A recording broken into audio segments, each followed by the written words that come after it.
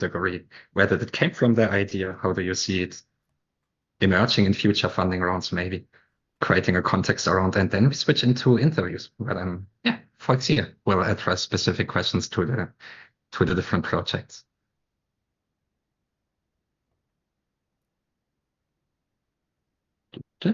Go by.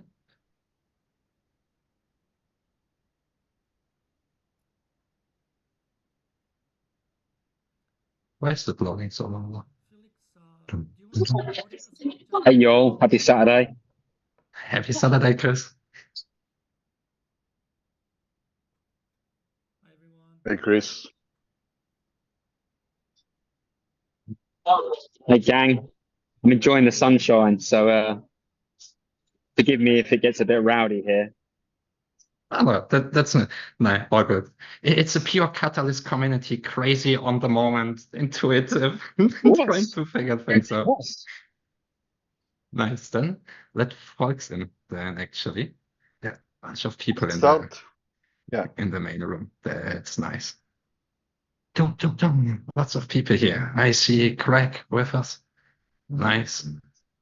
I can see Piotr from Techstars joining us as well. Florian, Edward from Plex One, Pavel, Jordi, Dorian, Tim, Carlos, Yuri, bunch of good people here. Welcome, everybody.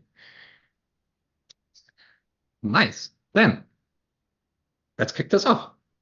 Happy Saturday, everybody. Thanks a lot for taking the time in this crazy Catalyst Cardano governance voting experience.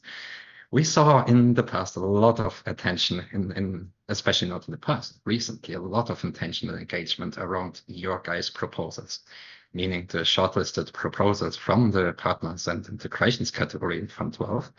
So we put some community folks together and said, hey, let's try to figure out a nice forum to give a special space and ideally introduce you across multiple communities in the Cardano ecosystem, because there are a bunch of these communities and it's a challenge to reach out to all of them. Therefore, thanks a lot for folks joining in today from Andamio, from Seedon Labs, from Socius, from Swarm, and Catalyst folks here as well. Chris and Danny, lovely to have you with us. The whole thing will go in 2 phases today.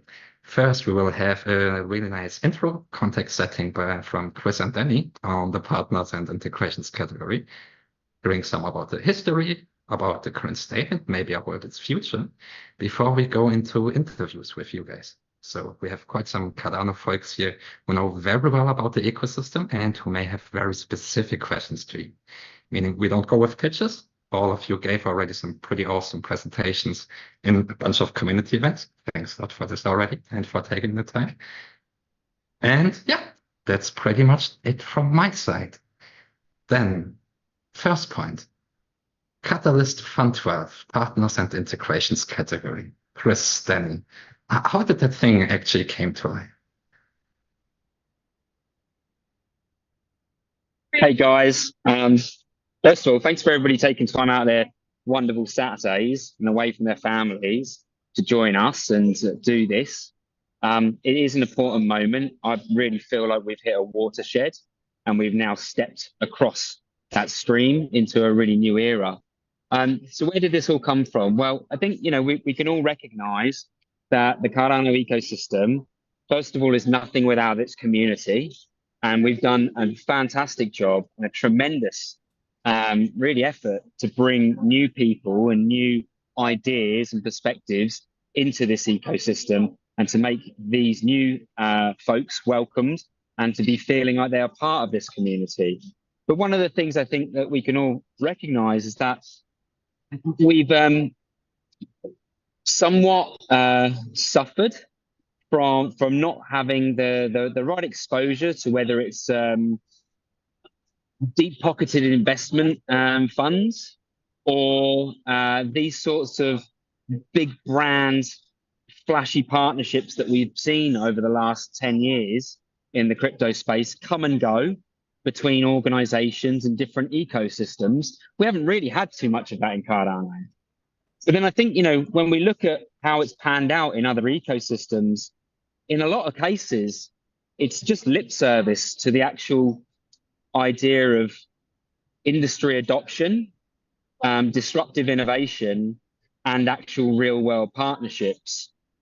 All too often do we see these sorts of partnerships in other ecosystems.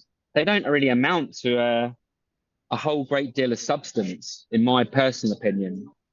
And so when we're looking at how to improve the status quo, it's, well, what can we do to really encourage people to actually concertedly build on Cardano? How do we get them to come for the ADA, but stay for the community, right? So when we were looking at this, it was, how do we facilitate some of these really great next steps? And where should we focus some of those attentions and efforts? And for me and for I think the Catalyst team, it sort of boiled down to a couple of really key things. First of all, we need to find those sorts of partners that are going to provide a platform for Cardano builders, entrepreneurs, and founders to grow their capabilities and competence and effectively become part of the traditional investment cycle. So how do we help those that build ventures and accelerate startup entrepreneur enterprises so that they are more investor ready? So this idea around acceleration is absolutely key to this category.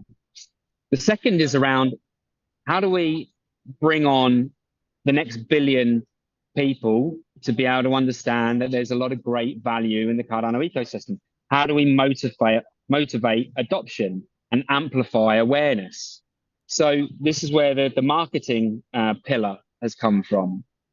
And then thirdly, how do we try to do something of a blend of the two, but really enable those industry leaders to be able to pilot Cardano-based technologies and solutions within their own contexts and help to co-promote, co-market, and co-build this next evolution of the Cardano ecosystem together. So that's where I'm coming from. And what I would say is, just before I go on, I was not expecting the response. You know, you sort of sit there and you try to manifest what's going to come as a result of this. And oh boy, were we surprised by who actually showed up. So first of all, thank you for every single applicant and shortlisted member, for that matter, for stepping up and putting your hat into the ring.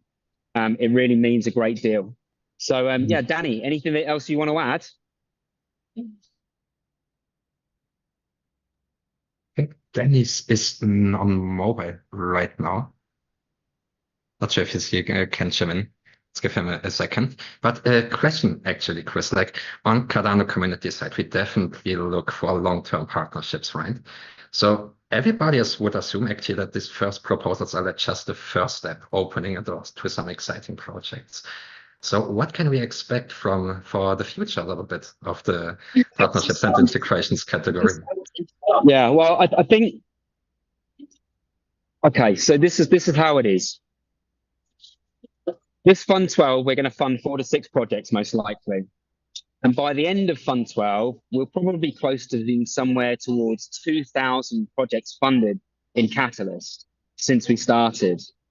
Well, wouldn't it be wonderful if we got to the end of this year and 1%, just 1% of those 2,000 projects were focused towards the biggest and boldest and brightest opportunities in this ecosystem? Wouldn't that be an amazing thing to accomplish? Now, in order to get there, we've got to go from 4 projects to close to 20. So I will leave it at that, but anticipate that Fund 13 will intend to fund more of these sorts of projects. Nice. Thanks a lot. And we see Danny is with us as well. Oh, legend behind Catalyst. What is your take on this category?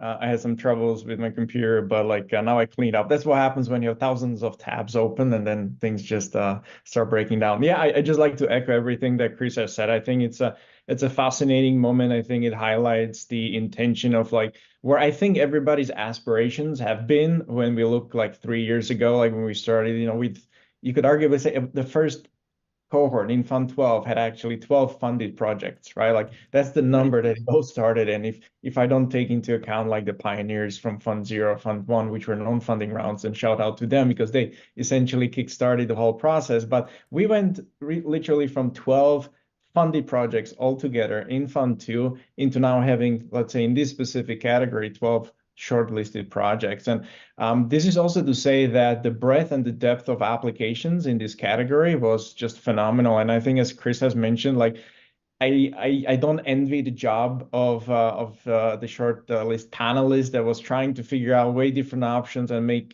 as wide of a distribution as possible in terms of different use cases and readiness levels. Because to go down from 70 projects down to what we have now 12. Arguably, a lot of great projects are not going to make the list. And that it's nothing to say that those projects are not great or they couldn't achieve great things.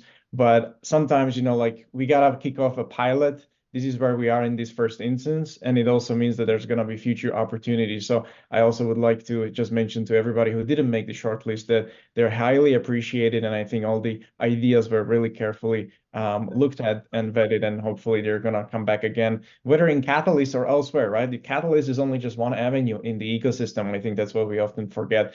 But again, it's fascinating to be here now 3-4 years later, where now we're getting in the position where Catalyst is maturing to such a degree that we're starting to see the level of seriousness and engagement from the wide variety of applicants and the kind of interest it generates. Because I think traditionally we've all operated within a smaller bubble of a Catalyst, within a greater bubble of Cardano, but we have all of us aspirations in this ecosystem to help bridge the real world impact into the blockchain and into the Cardano ecosystem. And I think this is going to be a wonderful avenue. It is the first, it is pilot. We're going to learn, we're going to iterate from it. And then for Fund 13, you can probably expect, again, a better iteration of this. And we're going to see and observe, just like as we always do in Project Catalyst. Welcome to the experiment. Fasten your seatbelts because it's going to be a fun ride. And I appreciate everybody's time here today. But I'll shut up for now because I don't think you came to listen to me, but to the stories of all the projects which are in the running. So I'll yield my time. Thanks a lot, then. Beautiful intro. So we can definitely expect the future of the partners and integrations category. Also, given the fact we have 12 shortlisted proposals, only 4 will make it. So also keep in mind, also especially in this session, what we see already is, and by this congratulations to everybody, we can see on live stats the voting engagement around proposals, and all the proposals on the partners and integrations category are leading. Most of you are in the top 30 of more than 1,000 proposals. There's an insanely good score. You gain already a lot of attention here. And what we can see as well is that the strongest of these projects are partnerships where multiple Cardano community projects come together to build a collaboration with a new project coming. So in this regard, look as well in the session, don't pitch so much the proposal. Maybe speak more about your larger vision and ambition. Tell about where you're coming from and where you are heading to, and why should Cardano community projects be interested to work with you and team up, and being maybe well positioned for Fund 13, because Fund 13 is coming and we know it's going on. With this then, to your guys' story. With who do we want to start? Yoram. What do you say, Sarah? Well, I can start with asking some questions. Yeah. All right. So definitely go for it. Hi everyone. My name is Sarah. I'm the founder of Socius, and also I'm a Cardano ambassador and interim constitution committee member. So here I'm representing the voice of the Japanese community. So the Japanese Cardano community is the biggest Cardano community in the world in terms of the number of members, but also in holdings. And all of these shortlisted projects have caught the attention of the Japanese community. We've been talking about these projects, and there have been some questions in the community. So I will be asking questions, mostly coming from different community members. So don't shoot a messenger. The Japanese people are very known for very meticulous, like detail-oriented. So there might be some more technical questions, but please don't shoot the messenger. Okay, so first, I wanted to ask the FC Barcelona team some questions, right? So this is obviously probably the most famous project so far, I think, in terms of the tally numbers. I think it's got a lot of attention. I just wanted to ask a few clarification questions. So I think you are obviously a global brand and you have lots of fans all over the world, and you could have chosen any blockchain that you wanted, but you chose Cardano in this case. And I know that there were some conditions with uranium, plastics, etc. But set that aside, comparing. Of course, you did your due diligence to compare different blockchain networks. Maybe you've seen like Ethereum and other blockchains. And why did you choose Cardano? And what are, in your view, what are the strengths of Cardano? And in your research, if there are weaknesses, then we would love to know. Thank you. Hi, I'm Jordi Montpart from FC Barcelona. I'm Director of Research at FC Barcelona. So thank you for the question. I think it's quite, let's say, important to explain why Cardano. But let me explain a few things first about FC Barcelona that will connect perfectly with your question. I mean, you know that FC Barcelona is the biggest multi-sport club in the world. It's not only about football, it's about many sports. But it's not only about the sports, it goes beyond sports. We like to say that we are more than a club. To explain this, I will explain a couple of things. First, we have almost 500 million fans registered in social networks. But I mean, it's not about being the biggest, because we are very big. It's about being unique and in some sense being decentralized from the very beginning. What do I mean with this? Is that the club has 124 years of history, and it's a club that belongs to the members. So we are 150,000 members, and we are the owners from the very beginning. So we are already a physical DAO, if you want to say it, from the very beginning, and we plan to be like this forever. It's something quite unique. Only a few clubs in the world, they work like this. And for us, it's about this, but also it's about how to do our local culture being open to the world.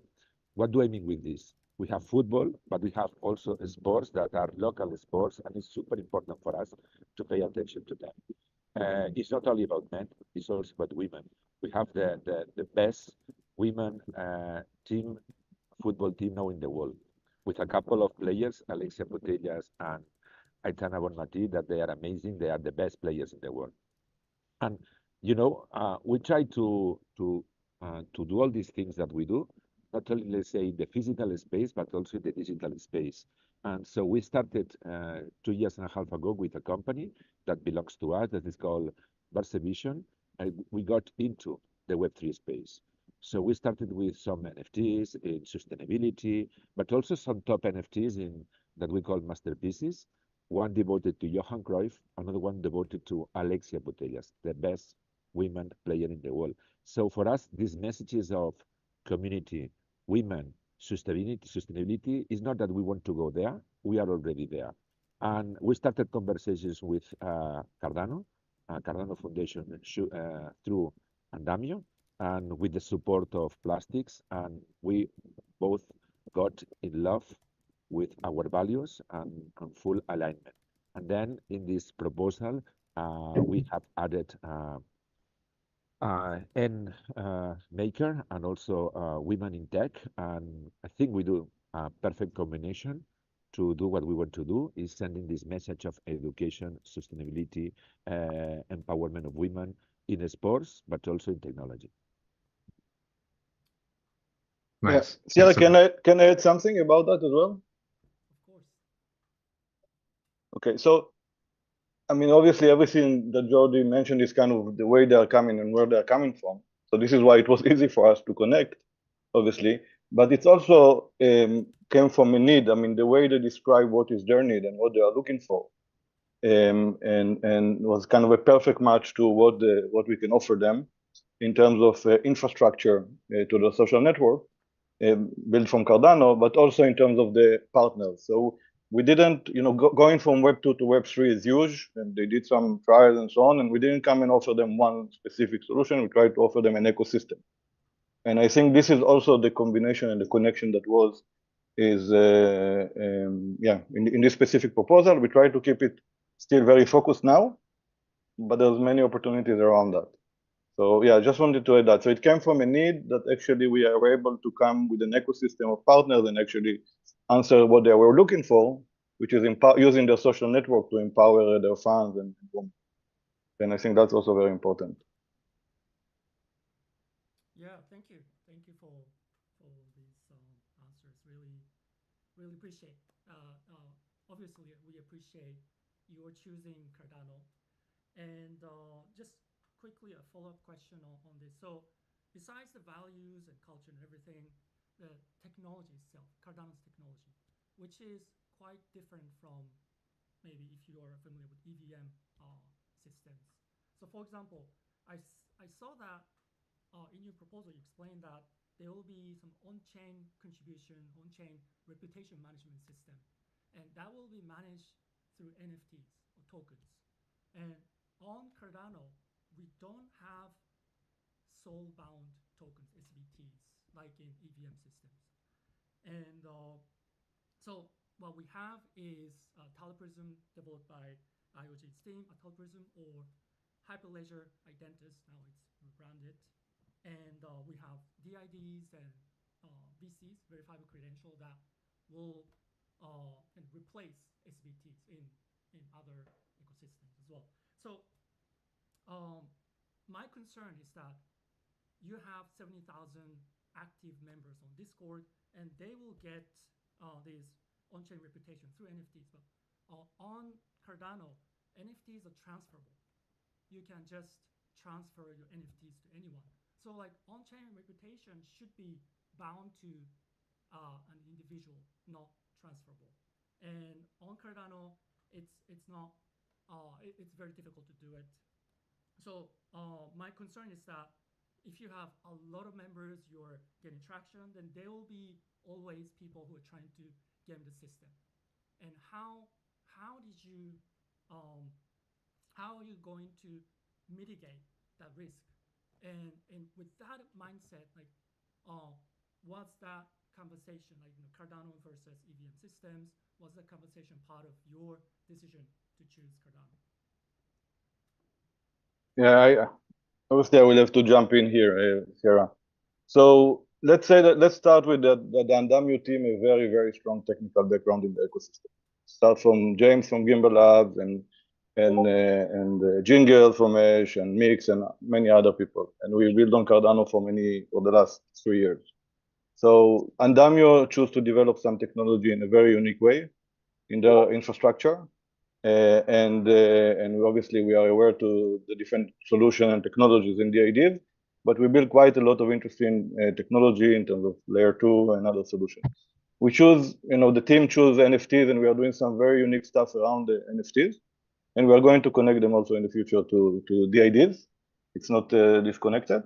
But I think for this initial project, I'm not sure that that's the so that it's not true, but I mean, basically there is again a very strong team, and we choose a certain path to Andamio, which is very unique, and we are building quite unique technology there. From people that know very well the Cardano ecosystem, and obviously Barca, in that sense, I mean, on this specific item, I don't think that was the due diligence or the key. They partner with Andamio, which will offer for them the solution that they need, right? And that's, I think, again, when I speak about ecosystem collaboration, I mean, and where they're going into Web 3 is we as an ecosystem will bring the best solution to solve the problems, and we will need to solve. There will be challenges, and probably there will be, as we scale to millions of users, there will be challenges, and we need to solve them and connect to the right ecosystem partners as well. But I think Andamio team and quality of the team and knowledge in the ecosystem and connection to the ecosystem is well established and very strong, and we can definitely provide the solutions for them in the best way. And Sarah, just one thing, probably you will say that I'm not answering your question, but let me say something, is that is the first step working together. So we will have a lot of learnings working together, and probably many things will be not exactly, let's say, optimized and perfect, but is just our first step working together. And we'll do it through Discord with the feedback of the users, because Discord is also nice as a community in the sense that people create content, people discuss, people provide the feedback, and we'll do it there in order, let's say, to have especially this feedback to improve and do things better. Thank you. Really appreciate it. And I know the team behind Daniel, Yoram, Nori, James, Jingles, and they're great people. So you're in good hands. And yes, thank you so much for choosing Cardano. And I wish you all the best. And so the Japanese community, we have a lot of questions for you, and I share some of them. But we would love to have another opportunity to have a chat with you and collaborate with the Japanese community as well. So thank you again. I just have one closing remark. In mind. One is, again, the 70,000 is just because they opened for one day the Discord server and they got 40,000. So they kind of stopped it. They can get probably very fast a lot of numbers, as you can imagine, as in the other channel. And again, the last message that I'm saying, we are using infrastructure, Cardano infrastructure for the Barca social network. Now, we say it again, we're using Cardano-based infrastructure to facilitate the Barca social network, which is huge. And it's multi-year program. It's not going to finish in the end of these 12 months. Just wanted to mention that as well. Thank you. Thanks a lot. And when we are a little bit on the technical side, actually one question turned to Checkpoint, because you are highly technical in this regard as well. And after this, I would love to address a short question to Carlos from Brave as well, because it goes in the same direction. But Checkpoint, well, what brings you here to us? And maybe the same question as Yoram asked. I hope you did some due diligence on Cardano and you informed yourself well on the tech infrastructure and what is feasible, where are limits. And what was your decision actually to say, okay, let's figure out Cardano? What risks do you actually see for itself? And yeah. Okay. Hey guys, thanks for the opportunity to present and speak. And Felix, thank you for the question. In terms of what puts us here, I would say, generally speaking, our vision is to reproduce what we did 30 years ago. 30 years ago, Gil Schwed, our CEO, invented the stateful firewall, kind of was one of the inventors of the cybersecurity industry. And we see a similar vision, similar path to Web3 and public blockchains. And instead of checking, any packet in the network, we'd like to check any transaction and identify and prevent malicious transactions, malicious attacks on wallets, smart contracts, whatever it is. Now, specifically for Cardano, I have to admit that I've been in the blockchain space since 2017. I've been building in Ethereum and in Cosmos, and I've never got to deep dive into Cardano. And I'm very thankful for Yoram to bring up the opportunity for us to really look into it. And the more this has been quite a process until this now. Like for us, even between Fund12, we were in touch with Yoram, and Yoram put me in touch with a lot of stakeholders in the ecosystem. And the more we learned about it, the more I liked it. I liked it, decentralized kind of ethos. I really appreciate, the stance it took on staking versus like a proof of work very early on. I think in a lot of ways it's a pioneering network, and the way we see it, we'd like to help Cardano get to a state where they could credibly say that they have a security advantage over other blockchains, and therefore get a lot of companies that would be traditionally like our client base banks, big businesses deploy specifically on Cardano because of its stance on security. So that's kind of the long-term vision. And I hope I answered. In terms of risk, like with any new ecosystem, any new blockchain that we're taking on, we have to do a lot of research to find the specific attack vectors, the specific vulnerabilities that attackers are exploiting. But Cardano is quite big. There's enough transaction and there's enough in stake. So we know that the attackers are out there.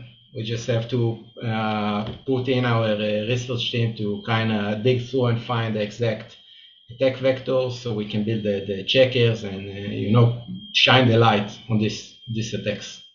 Mm-hmm. And what could go horribly wrong from your side, for example?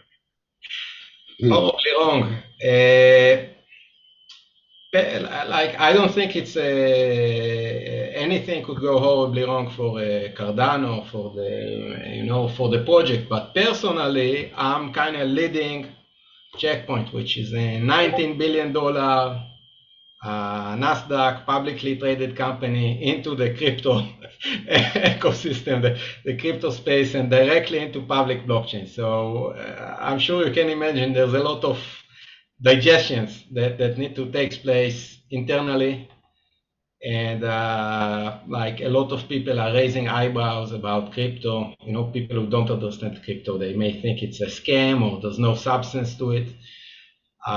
So that's kind of my biggest worry, like how to figure out the legal, the accounting, and put everything in place so we can actually do this together. But I feel, from the other hand, that Cardano is putting a lot of efforts, and I've been in touch with Chris a few times about how to set this in the right way. So not only Checkpoint, but other like publicly traded and big corporates could work with you guys.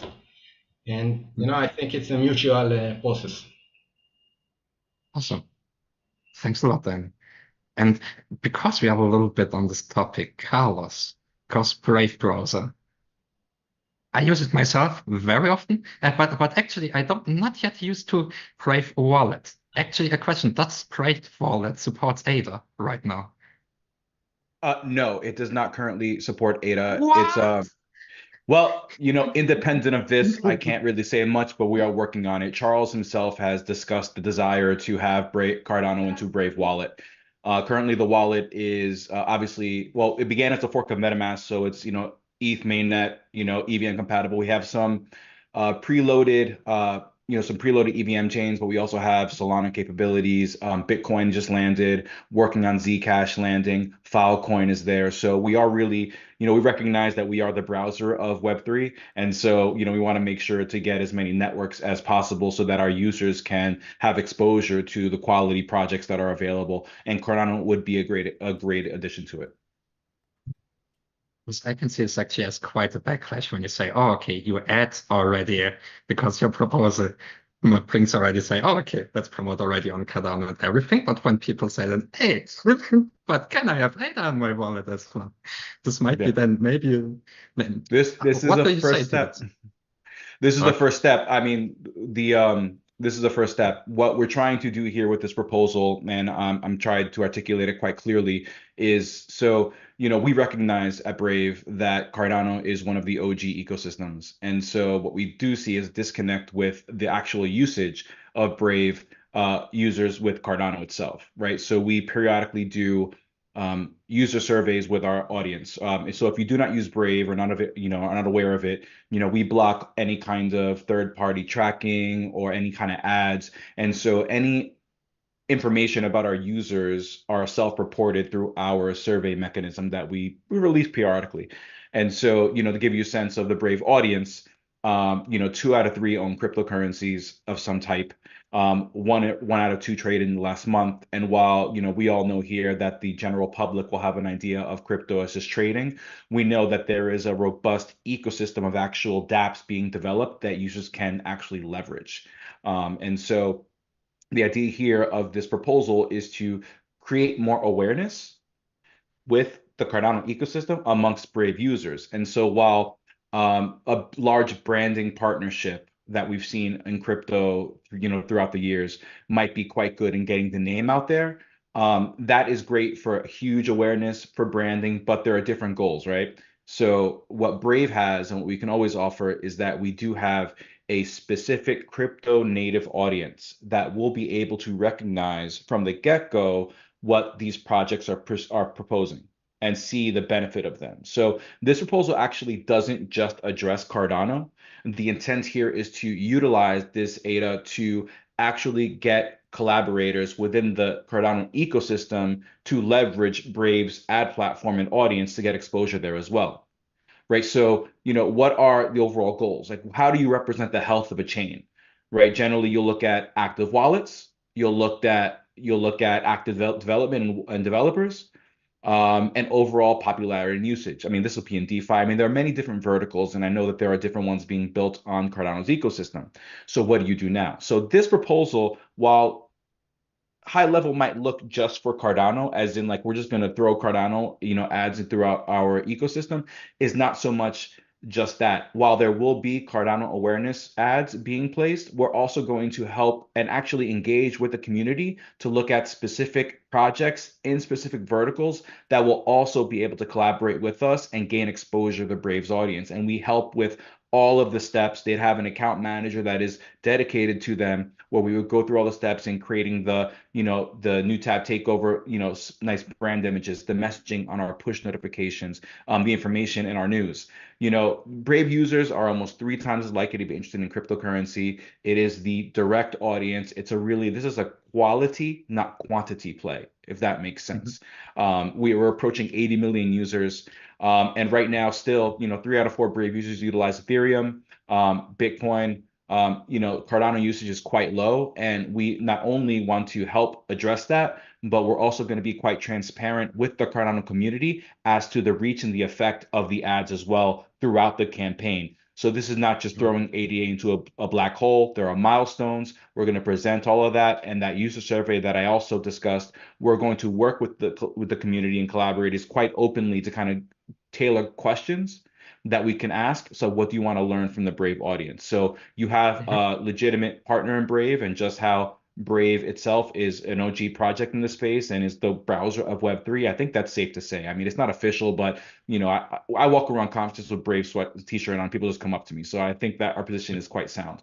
And nice. So collaborating with an ecosystem like Cardano with Brave's audience, I think will help to achieve, the overall goals of a fund like this, long-term partnerships, getting exposure for the ecosystem, and really trying to, boil down and get more users to recognize how good an experience it can be to not only develop, but to use Cardano dApps. Nice. Thanks a lot, man. Well said. Well said. And I see Sarah and Hiram have the hands up. Sarah, you first. Yeah. Hi, Carlos.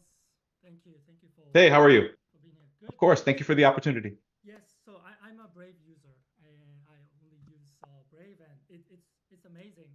And I'm glad that you're here. And so you mentioned that you're discussing to, so you're planning to integrate Cardano into Brave wallet. But another thing is that, so many Brave users, they like this token reward system, right? So basic attention token. And so there are many examples of other, so some projects that started in the EVM ecosystem and then coming to the Cardano ecosystem, like launching their tokens also on the Cardano network. So for example, there's the AGIX token, so SingularityNet. They started with Ethereum and then came over to Cardano, and they're actually focusing more on the Cardano community now, and they're thriving in the Cardano community.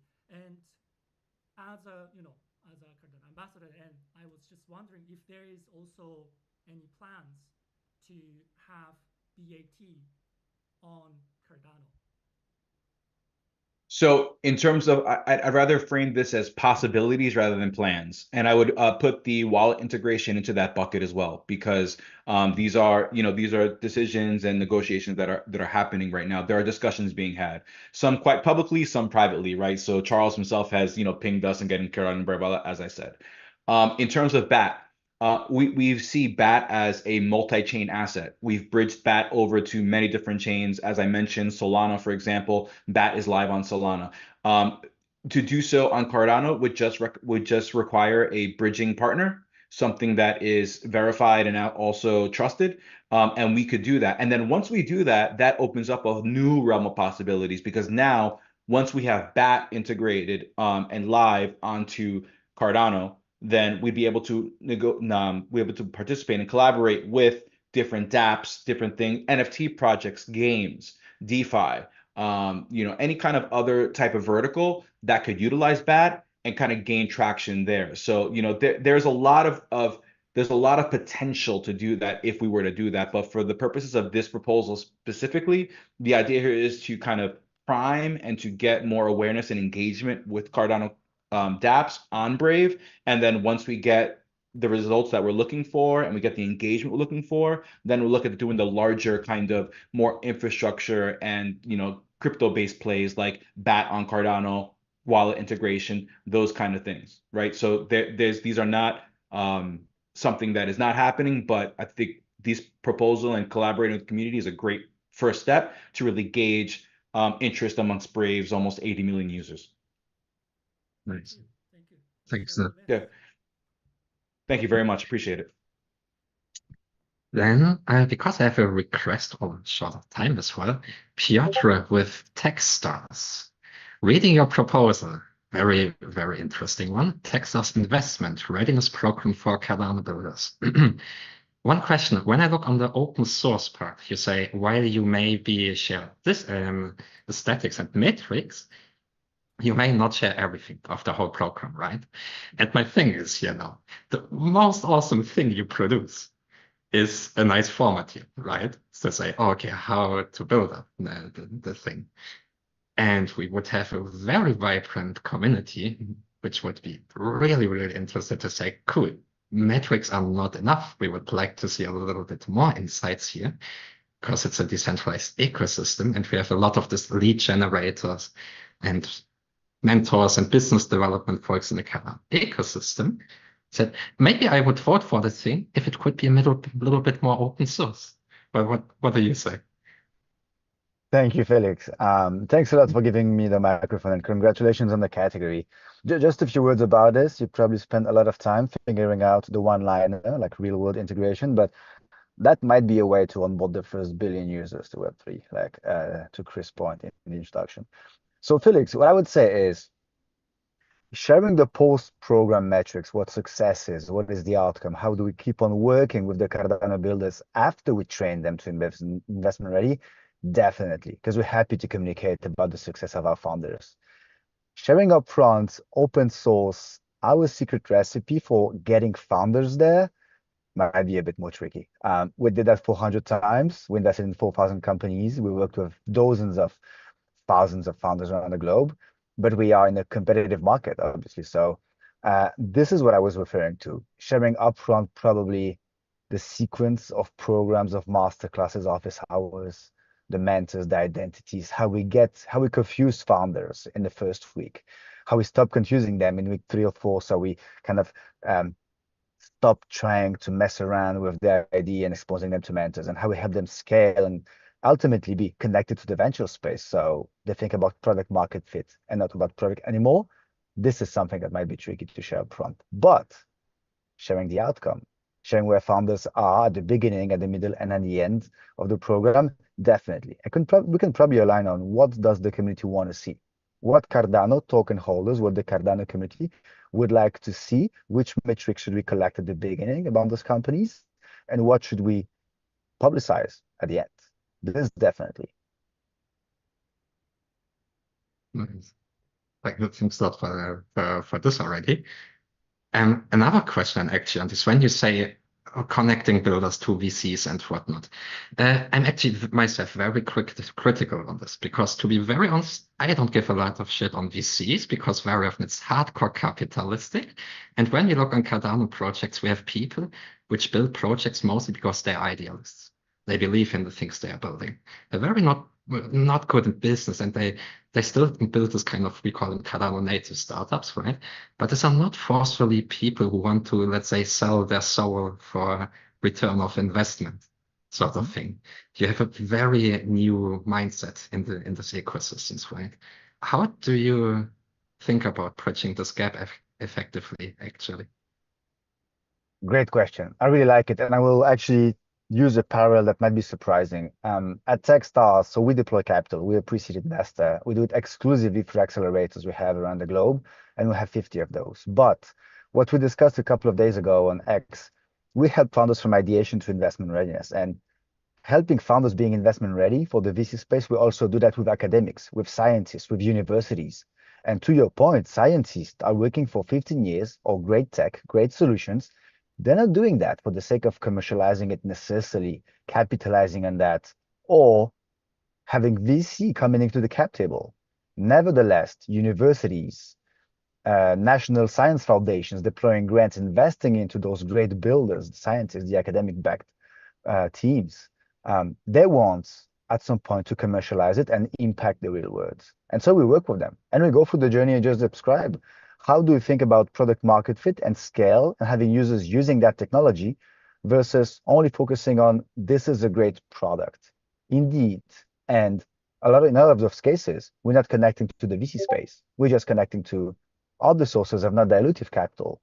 We're defining with them what's the business model.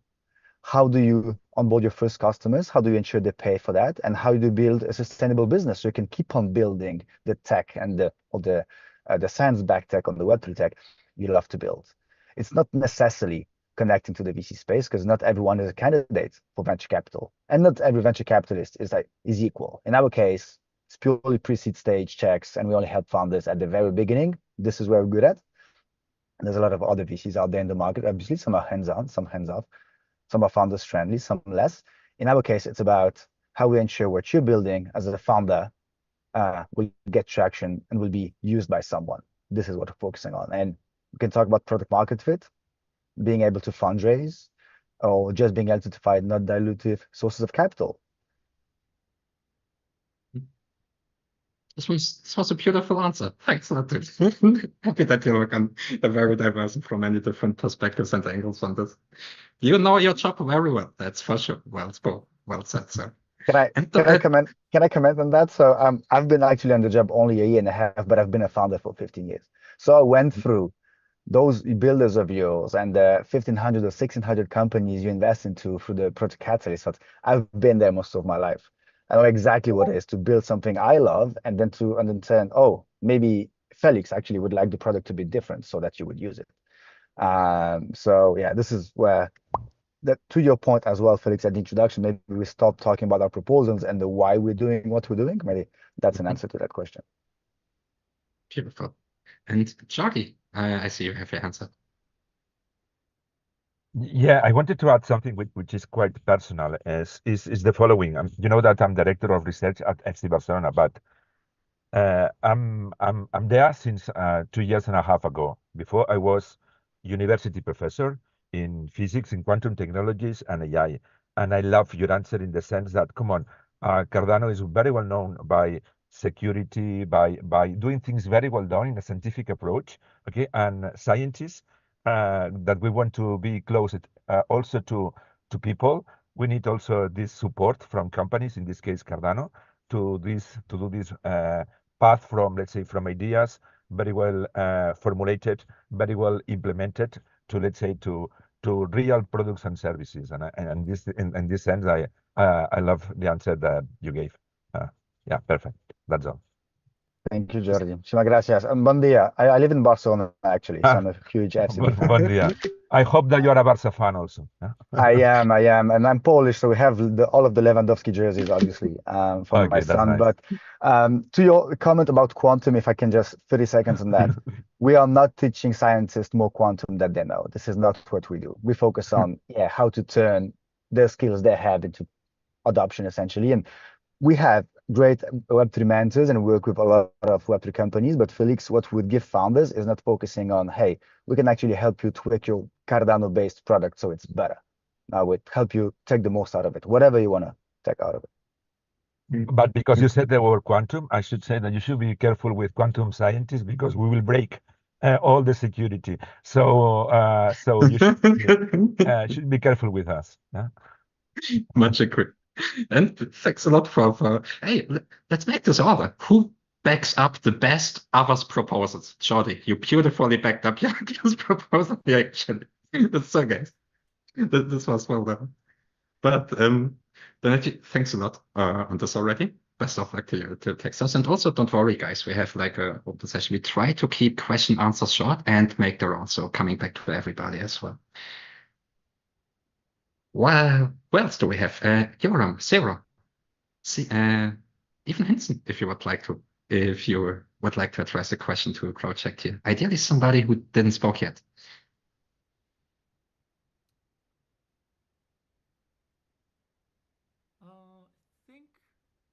Glenn, Jordan, Empower team. Yeah. We're both, yeah, there's Glenn. We're both here, yeah. Amazing. And Greg, amazing. Yeah. So this is about Nairobi Securities Exchange, right? And can you tell us a little bit about how you're going to measure the social impact of your project? What are the metrics that you're going to follow? Yeah, we absolutely can. So we've already delivered houses in Mozambique and are about to launch some of our first homes in Kenya. You know, some of the metrics we focus on align with the SDGs. You know, that's a lot of what institutional investors are interested in. But, you know, to date, we look at things like you know, how many women-led households are impacted by, you know, by the access to affordable finance. We look at access to basic things like running water and ablution facilities. That's another big metric. And safe, clean drinking water, which is often not common in many of the developing markets. And we look at things like financial resilience. So considering, you know, based on how much somebody has saved and the fact that they have almost some savings in the home, that in the event something happens, and things happen, you know, people pass away, people lose their jobs, you know, how safe are they from being evicted from their house? It's obviously another big consideration. And we also look at climate resilience. So looking at the way in which the homes are built, how likely are they to being able to withstand climate events? In Mozambique, for example, the homes that we helped to have funded there survived one of Mozambique's worst cyclones. So, you know, we consider that to be a win on climate resilience. We also, where possible, try and incorporate EDGE standards. So EDGE is obviously the globally recognized standard for green construction. Now, many of the standards were not written with emerging markets in mind. So in some cases, it's difficult to accurately get an EDGE certification, or it's just unnecessarily costly. But we have members of our team who've been EDGE certified, and we make sure that in the event that a project isn't able to actually afford to get the EDGE certification, that at the very least they build to EDGE standards, so we can then, you know, demonstrate that the homes are more energy efficient, that they've been built with the best possible technology to conform to international standards. And obviously, we want to try and get them EDGE certified, but that may come at future dates. I think to add one other thing to that, to Greg's point, in our previous project, we got a third party, 60 decibels, Mercy Corps Ventures, and 60 decibels did an evaluation and have supported us in building the necessary requirements to be able to measure that. So they've supported that from that process. So it's helped us to have guided us in terms of how to record that and measure that going forward. So we get better at it as we go. So I think that's part of the continuous improvement process, which obviously this helps which will help with this measurement as well. Amazing. Thank you. Oh, by the way, Glenn is coming to Japan in September for Tech for Impact Summit on the 10th of September, and we are very eager to welcoming you in Japan. And so the Japanese community is very interested in empowering the project. So yeah, all the best. Just one quick question. So besides this EDGE certification, so you mentioned different SDGs, so poverty, gender equality, etc. Will you be using pre-existing impact accounting, impact measurement methodologies like impact weighted accounts, or IRIS plus metrics, etc.? Or like, do you have any information on that? As a part of this process is to define that in more detail as to which one meets the needs of the investors on the NSE. So that's very much part of what we're seeking to define in this project, as to which tools would be best required, and to to build on what we've got, to build on customer requirements, and come up with a solution. So that's what we're seeking to achieve. Thanks for the comment. Just one point I'd also just like to make is, if you're aware of the political issues right now happening in Kenya, I think it's a huge part of what Cardano is doing, what blockchain is doing. It's around and empower, pardon the pun, is building solutions, alternative solutions. Because when we see the top-down solutions that are currently being attempted by government, we see how it doesn't work, and we see the resistance to that from the people on the ground. And really what we are seeking to achieve is to find ways to address those issues that everybody's trying to address, because affordable housing is a fundamental issue in Kenya. And this is a key building block to addressing one of those fundamental issues that is really building this part of this unrest in Kenya, because of the taxation that they're trying to do to raise in order to address these issues. So to find mechanisms that we can from the bottom up that address it, alternative sources of finance, etc., I think we realize how important this work is at a global level, how important the whole approach is in terms of what we're doing from a blockchain, building from the bottom up, empowering people, etc., as opposed to top down, central government, all controlled. And I think it's a very key part around what we're doing and as a community. Yeah, I think the final thing I'll add in just 10 seconds is, our proposal is really about not only doing research, but also about delivery. But really in the beginning, it's critical to understand what metrics institutional investors are looking at, especially in a Kenyan context, in order to be able to feel confident to invest through the Nairobi Securities Exchange into the products that we tokenize. And so, obviously, globally recognized standards are always the easiest because they're globally recognized for a reason. But we need to understand, on a local context, which are the ones that are going to make a pension fund ready to pull the trigger and invest, a significant capital into the space. So that's where we'll be working with the likes of both EY and the Nairobi Securities Exchange to understand what they need in order to be able to go to their institutional investors and say, all right, here are projects that have the following metrics that we can track, that we can verify because they're on chain. You're familiar with these, are you now more comfortable investing in the space? Incredible. Yeah, so Cardano is really into, and I think we are trying to position ourselves as the leader in blockchain for good. And we want many projects like Empower. And really, I support your project, and I wish you all the best. Thank you so much. I'm jealous you didn't invite me and Glenn, but Glenn, enjoy Japan. It's great. I've been a few times. Nice. Thanks, Dr. Paul, for the Nairobi exchange. It was interesting. Me as German, I'm a little bit biased because there is a proposal from Stalo, Akko on German steel industry. As a German, I know like steel is culture in Germany. And they are usually maybe not the most innovative, definitely not when it comes to digitalizing stuff. So very curious, actually. Like, you will definitely receive some backlash there, I would assume, from the local steel industry in Germany a little bit on your endeavors. Will be easy for them to shoot you, right? how do you approach this whole thing actually of blockchain and steel industry in general here, Robin? Hi. First of all, thanks a lot for having us here today. And that's a really good question. So the good thing is with Stalo, we work with a middleman, or not with a middleman. We don't work with a neutral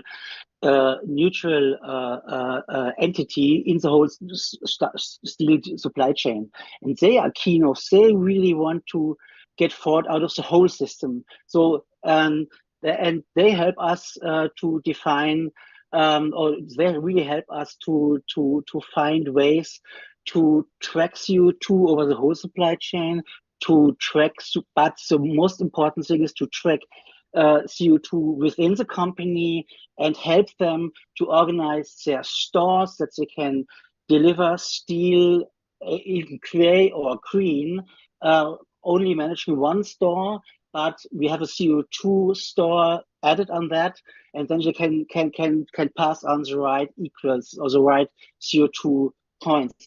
The big point is, as we talked last time, we're talking about 10% of the CO2 emissions in the world done by the steel industry, and that's why we are doing that. If you can change here something really, really small, we will have a huge impact, and that's where we are coming from. So maybe you asked also for why Cardano and how that came. So just if I'm allowed to, just a little story on that. So we worked with Robin together on a project with the Welthungerhilfe. This is like the World Food Program, the big one. I think you know that. And we did a hackathon with them.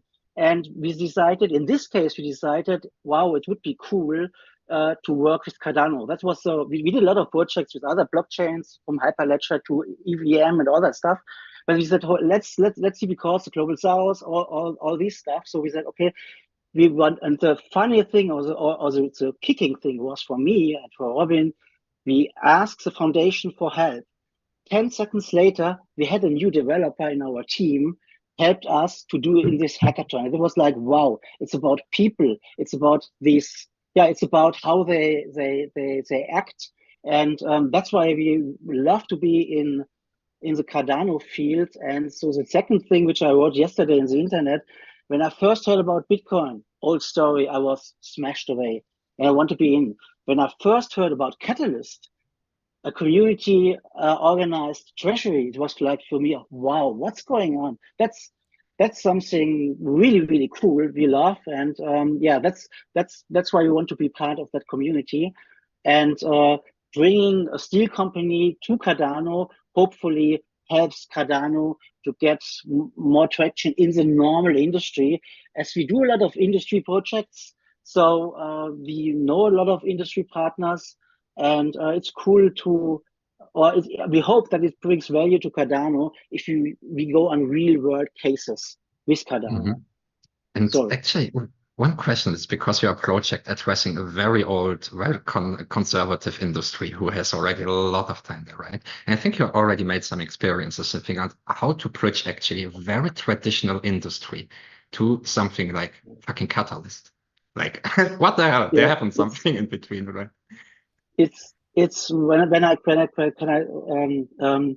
we as a company, we work in an innovation field. So we do a lot of innovation projects, starting with ideas, design thinking, blah, blah, blah, blah, blah, blah. You all know that from this point of view. And when we first met Stalo, they had heard nothing about blockchain, but they wanted to have something with tracking and tracing. And then we started first prototypes with them, based on Hyperledger, to implement a tracking and tracing system, definitely for CO2. That was, since starting working with them, they were in this CO2 game, I would say, and they don't want to have this greenwash thing, because they want, if they are passed to that topic, so the business will be killed. So, or if you know what I mean. And that's how it came. So we worked for 3 years or 4 years, really trustful with them in the CO2 field. And then we came, I think it was Joram and Alex who came with, hey, case, and the CEO of Stalo is really open-minded. He's not one of these old steel guys. He's a young person who really wants to change something for the whole industry. So there are a lot of things like digital material passes, which are based on a blockchain, all that stuff. And that's how it came. So it's really a personal thing of the CEO. He's in that thing completely. Awesome. Thanks a lot for this. And I think this is something important, right? Like there has to be the commitment from the other side. Because for a company, it's challenging, right? If you want to transition into a whole new industry in this regard, you need to build up capacities. You have to figure out strategy. You have to figure out legal. And it's a risky move, right? And you don't know what's happening exactly at the end because this whole ecosystem here is still evolving rapidly, right? There's something for the people in the space know already 4 months from now, most likely everything on the technical side changed already. And you have to build up quite massive capacities actually to manage the changes. Thanks a lot, Jürgen, on this already.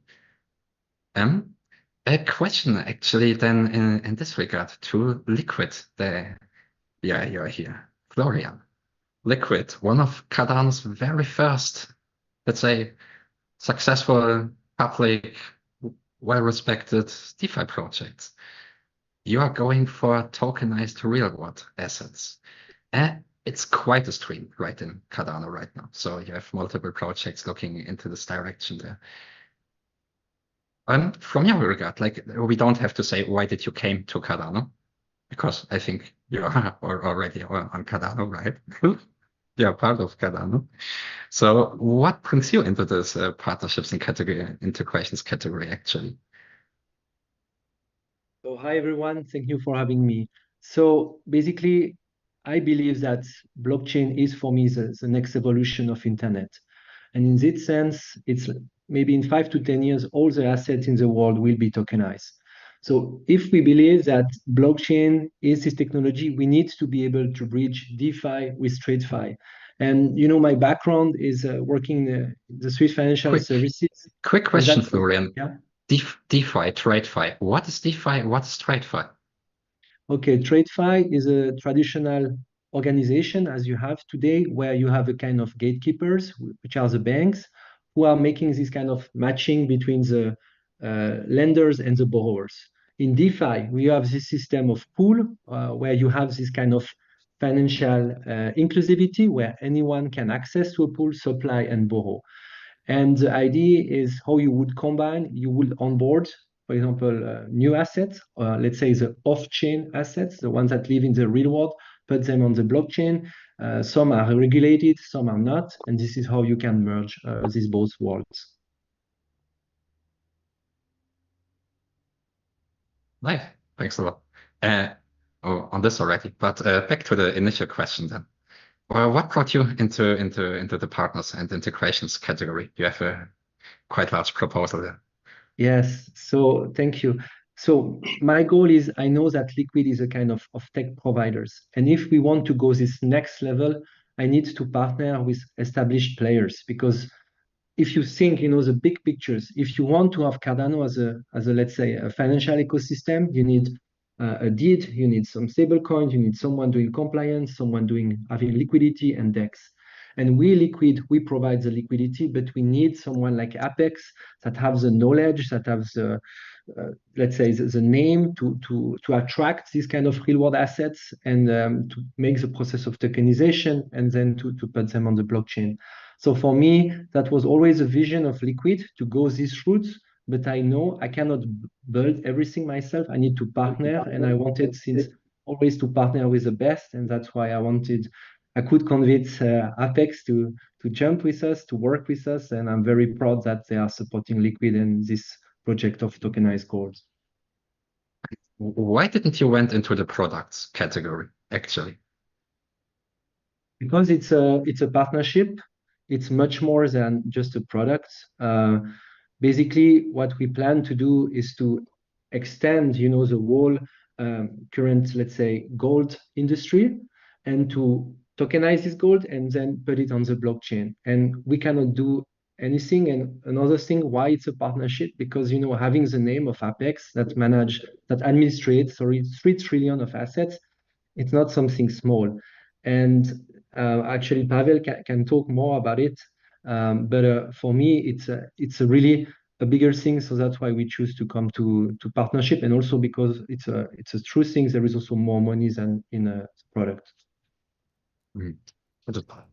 This was a nice insight already to say it's too large for the product category, because I think you guys make a really nice line between what fits well into product and what not anymore in this regard, especially for the already more established Cardano projects.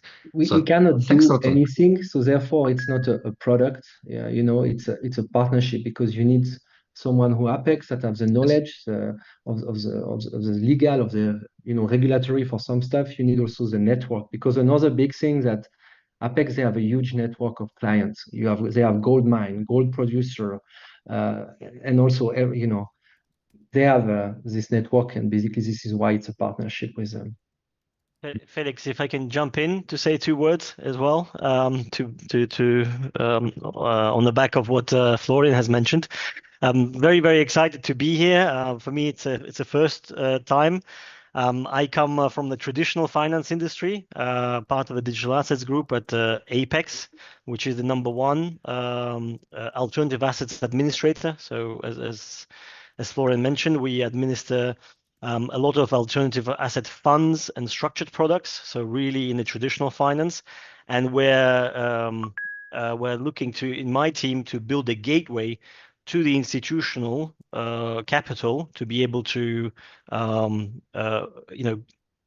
bridge into this digital asset class. All right, and I think there's different ways we're doing that. So we're administrating traditional structures.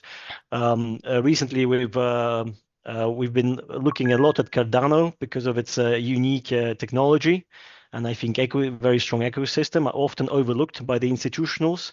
And I think this is also important for us to bring the Cardano on the map of the institutional markets and institutional players to build things using this unique technology. And we did that recently. To trying to search for one of the leading players in this space and strongest teams. So we recently launched an exchange traded product on the Frankfurt and Zurich exchanges, which allows institutional capital to flow into the underlying staking protocol of a Liquid. And I think this is the other side of the coin, whereby we will allow commodity traders, also large owners of commodities like gold, to connect to the liquidity source, which is Liquid on their platform, and obviously leveraging the Cardano technology and putting the Cardano name in the institutional asset class. And I think this is something that's been overlooked because the retail community is very, very strong. But I'm very, very convinced, also thanks to seeing what Liquid have delivered from their decentralized finance protocol.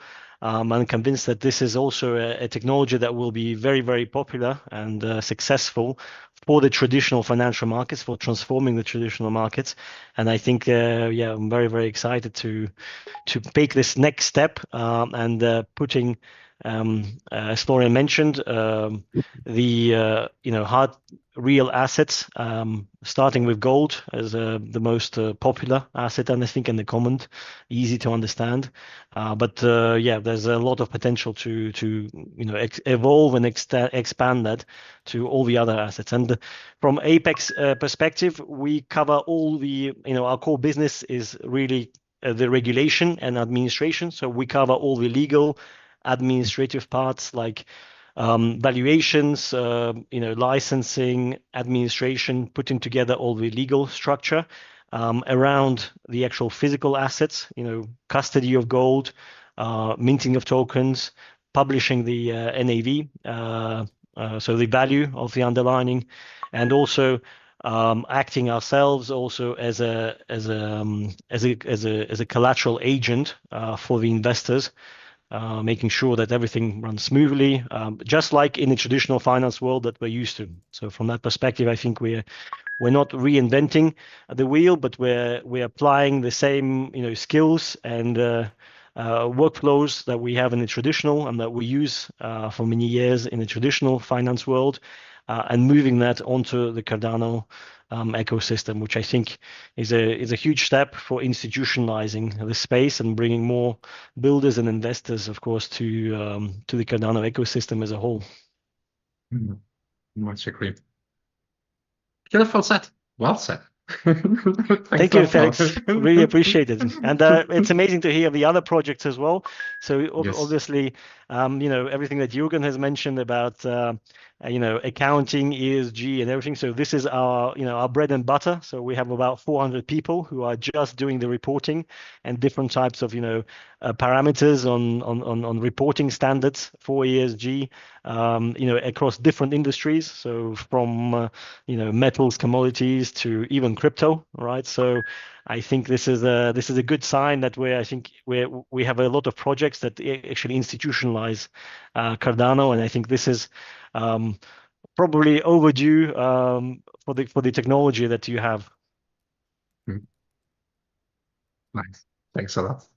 And like you said, yes, also to the other projects, like the competition is insane.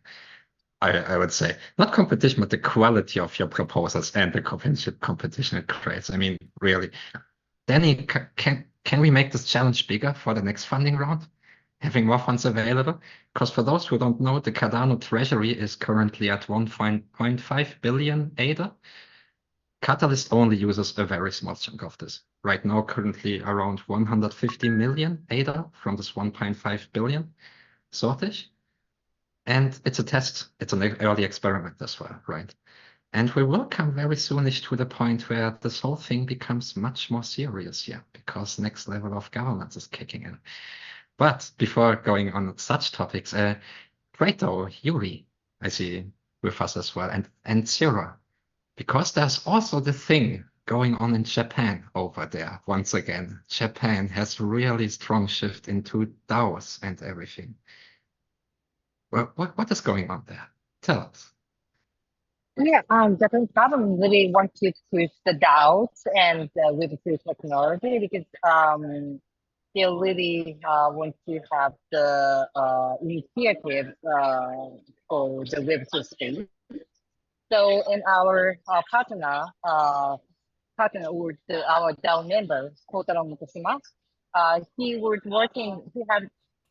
has been working with the Japanese ruling company, and he made the law for DAOs. So in Japan, we can make DAOs freely, legally, and also DAOs can be publish tokens, and airdrop token is very freely. So this is what is now occurring in Japan, and Japan government really want to make the guideline for making DAOs. So because the local government and the other entities doesn't know how to make DAOs, right? So there is big so maybe the Web3 space is a little bit complicated. So we really have to make the real use case at first, and so we can make the guidelines with the government how to make DAOs on Cardano. So, and the other company now also are building DAOs on Ethereum. That if the so now is the time to letting know there's Cardano choice, right? So yeah, this is what happened in Japan. And we are now, so here around me is a little bit noisy because we have to join the big Web3 event in Japan and called IBS. And there were large entities such as the Yahoo and also the NTT, the biggest telephone company, and also the electric company. And they all came to listen about the DAOs. right? Mm. So And here? Mm. yeah, this Thanks is a a lot. situation in Japan. Yeah, sorry, but here's a little bit noisy. No. All okay. The most important came through, I think. But one question actually on the larger thing there behind, because we see Japan is a culture which is very strong already generally in the digital space, right?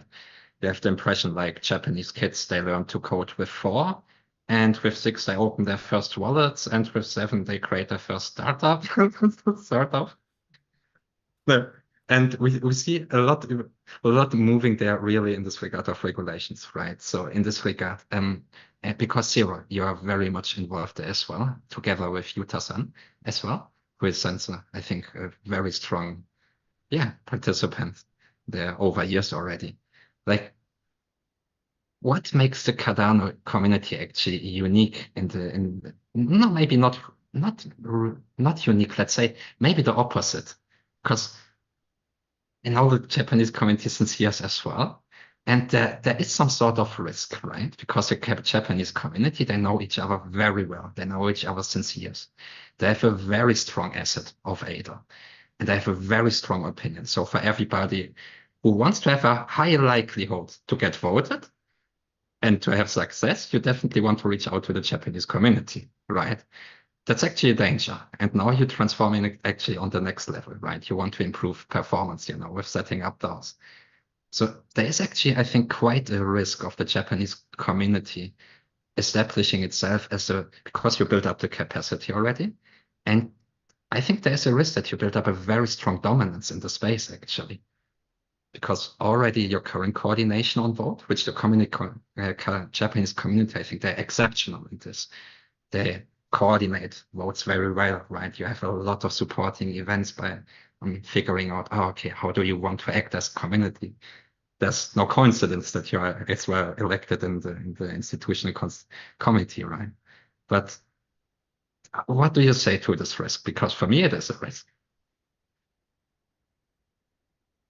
The biggest problem of the Japanese community is the really too focused on Cardano. Okay?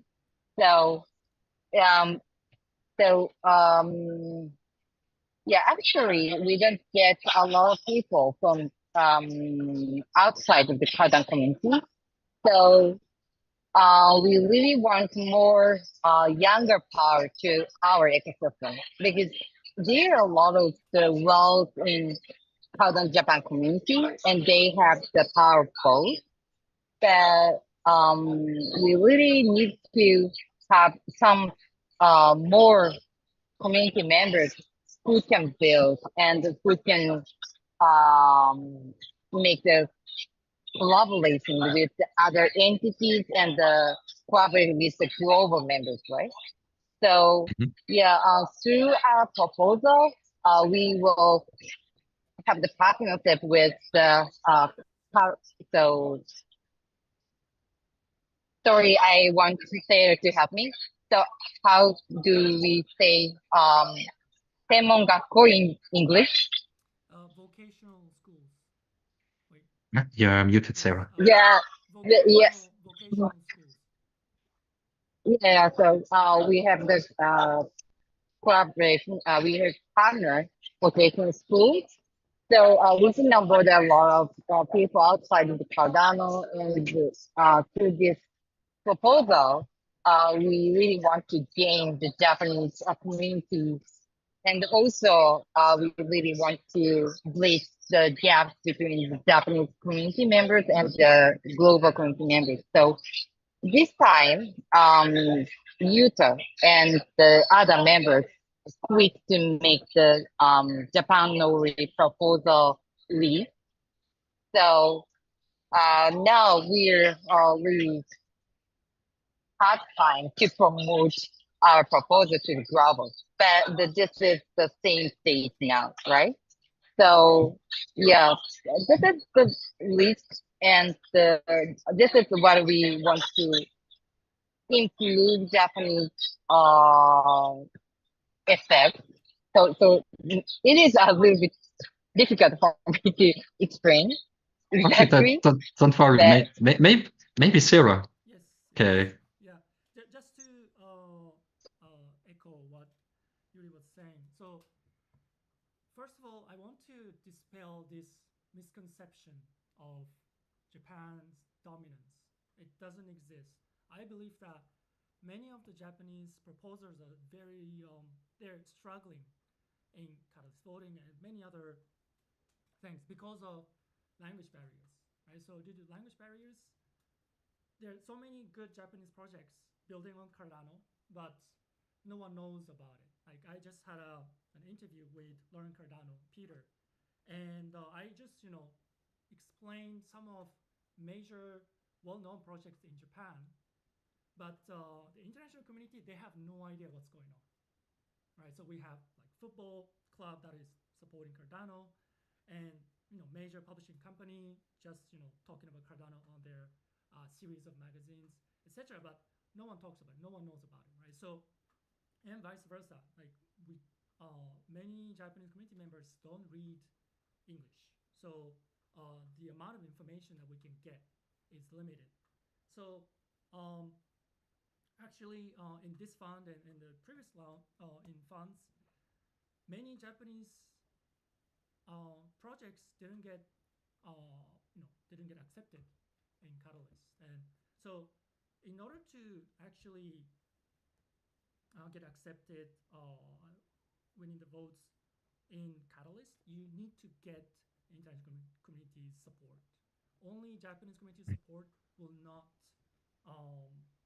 get to the finish line. So Yes. there's no Japanese dominance. And the second thing is that Japanese people really care about Cardano, and there's no nepotism per se in Japan. So in the sense that, like, I think Japanese project proposers are under the highest level of scrutiny by the Japanese community. So Yuri and I have to go through everything with the Japanese community before they vote on us. Why?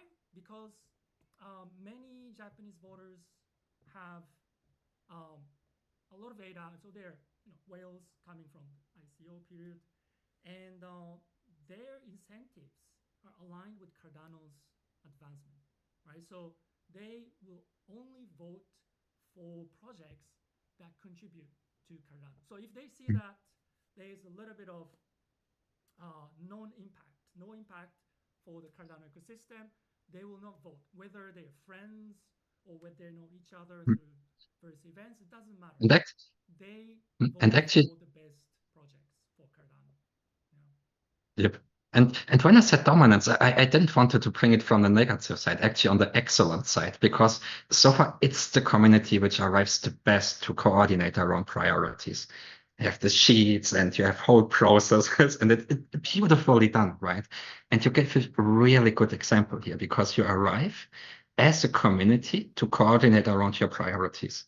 And for a lot of projects actually coming to Cardano as well, like there was something said in an earlier session, like B2C, but C is community actually. What you can see on Cardano is very often you have projects, and projects create their own communities, right? And this is something you definitely want to look for as well in this regard, because this community is like an extension of yourself, which is really good in figuring stuff out. And you will have this challenge to coordinate this, right? So when you look also on integrating with Cardano, like Zero, why I pointed this out and said dominance to 2 points. Dominance on one side, definitely in the performance, the exceptional, what the work there has done. And the second part to the projects here as well, when you look on long-term partnerships in the Cardano ecosystem, there's a whole governance part, like this decision-making. Yourself, you can also represent your project or your collective, for example, as a governance participant. Means, for example, that people can delegate ADA to you as well, with which you can vote on stuff. And for long term or middle term, there's definitely something you should start to look on, to say how to build yourself a community around your project and how to engage them in governance. Because you will, in this regard, if you want to build on Cardano, stakeholders here are not only holders in this regard. We have a governance model which will allow you to directly shape the future and how the system actually operates. Right? But before going too deep into this, Edward, I see you have yourself unmuted already. For Red Swan.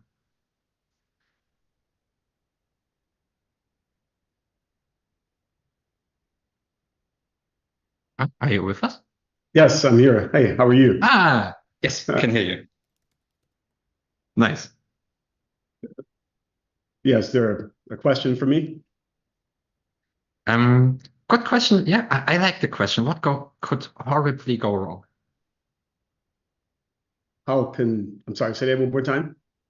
What could go horribly wrong with your proposal? With regards to Red Swan putting assets on the Cardano ecosystem, I don't see anything that can go wrong. Real world tokenization is, as you were saying earlier, and Chris commented, is big, is definitely bold, and it's market transitioning, has a major impact on market transitioning. As Boston Consulting Group has already mentioned several times, they're expecting to see over $19 trillion of assets, real world assets being tokenized. Real estate is the largest asset class in the world, and we're focused on that largest asset class. We've been doing that since 2018, and really want to bring the benefits of real estate ownership, which is actually wealth creating to the Cardano community as well as to the rest of the world. And so we've been at this for a while. We've tokenized over $9 billion worth of real world assets already in terms of STOs. And I think that as everyone's talking about tokenization, it's important to know that when you're tokenizing these financial assets, you're creating securities. And so it was very important for us to get a securities license so we can legally create, issue, and trade on these securities within the United States as well as through Reg S investors around the world. And I think that's important because there's been so many people who've been fined trying to get into the tokenization business and issue securities without a license. So that's number one. And we want to bring this actual licensure and this compliancy to Cardano. So by making an open source token studio, we feel that we can allow tokenization to the Cardano infrastructure and ecosystem for all of its members to participate. And I think that's a very impactful transition for financial literacy and for the community members to create substantial wealth in real estate investments.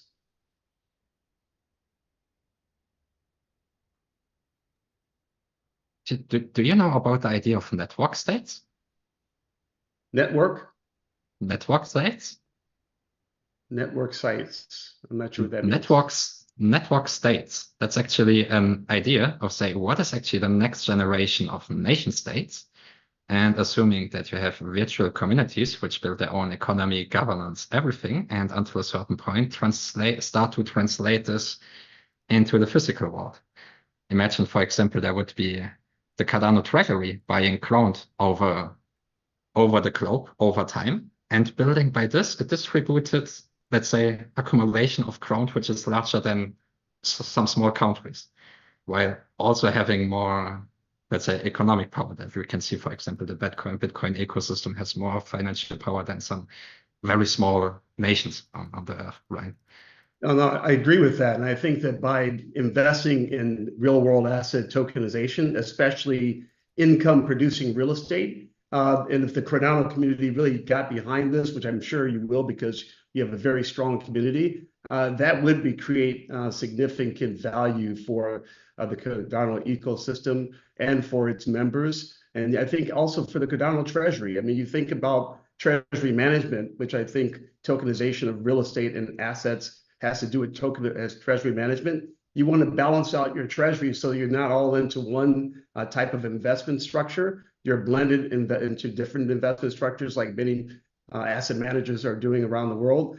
And I believe that that's what we're actually bringing to the table, is helping your treasurer be able to invest in income producing assets and impact investing. We talk about student housing and affordable housing in the continent of Africa. We're in 3 different countries in Africa where we're bringing affordable housing and student housing, almost 30,000 units of student housing to the investment community. And we think that Cardano could be a great distribution partner in terms of distributing that opportunity to the rest of the world.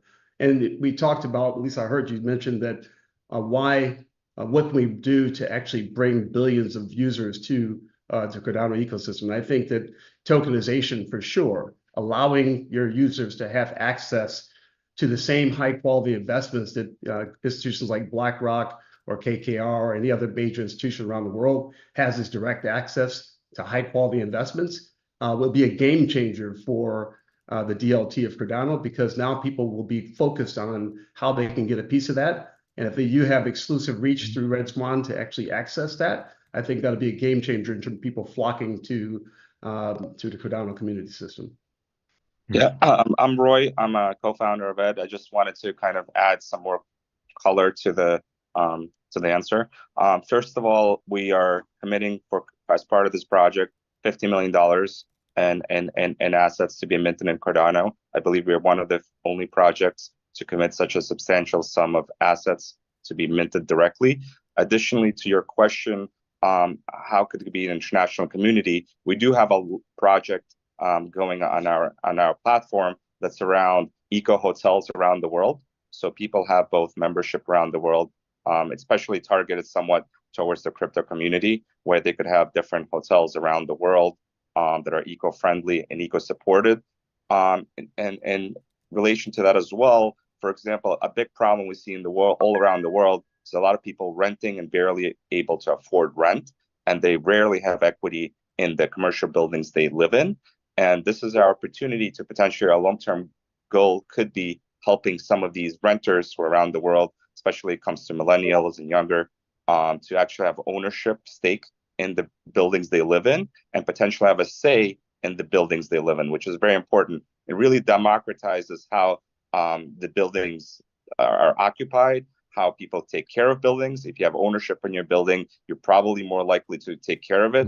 The owners like it, and they definitely want some participation in that. What's more is, interestingly, in commercial real estate space, as you know, there's some occupancy rates that are lower. We believe that we could reformat some of these buildings to be more energy efficient, but as well as to figure out for some of these owners who own these commercial real estate buildings, how do you repurpose them either to more residential or have some other things like, for example, science-based innovation side of these buildings, so they're not sitting empty and burning up so much energy. As you guys know, probably 39% of all energy, I believe, inefficiencies come from buildings in urban areas. And that's literally, if you guys are worried about anything climate related or any energy related problems, it actually comes from commercial real estate. And that's something we could solve through helping owners recapitalize these buildings.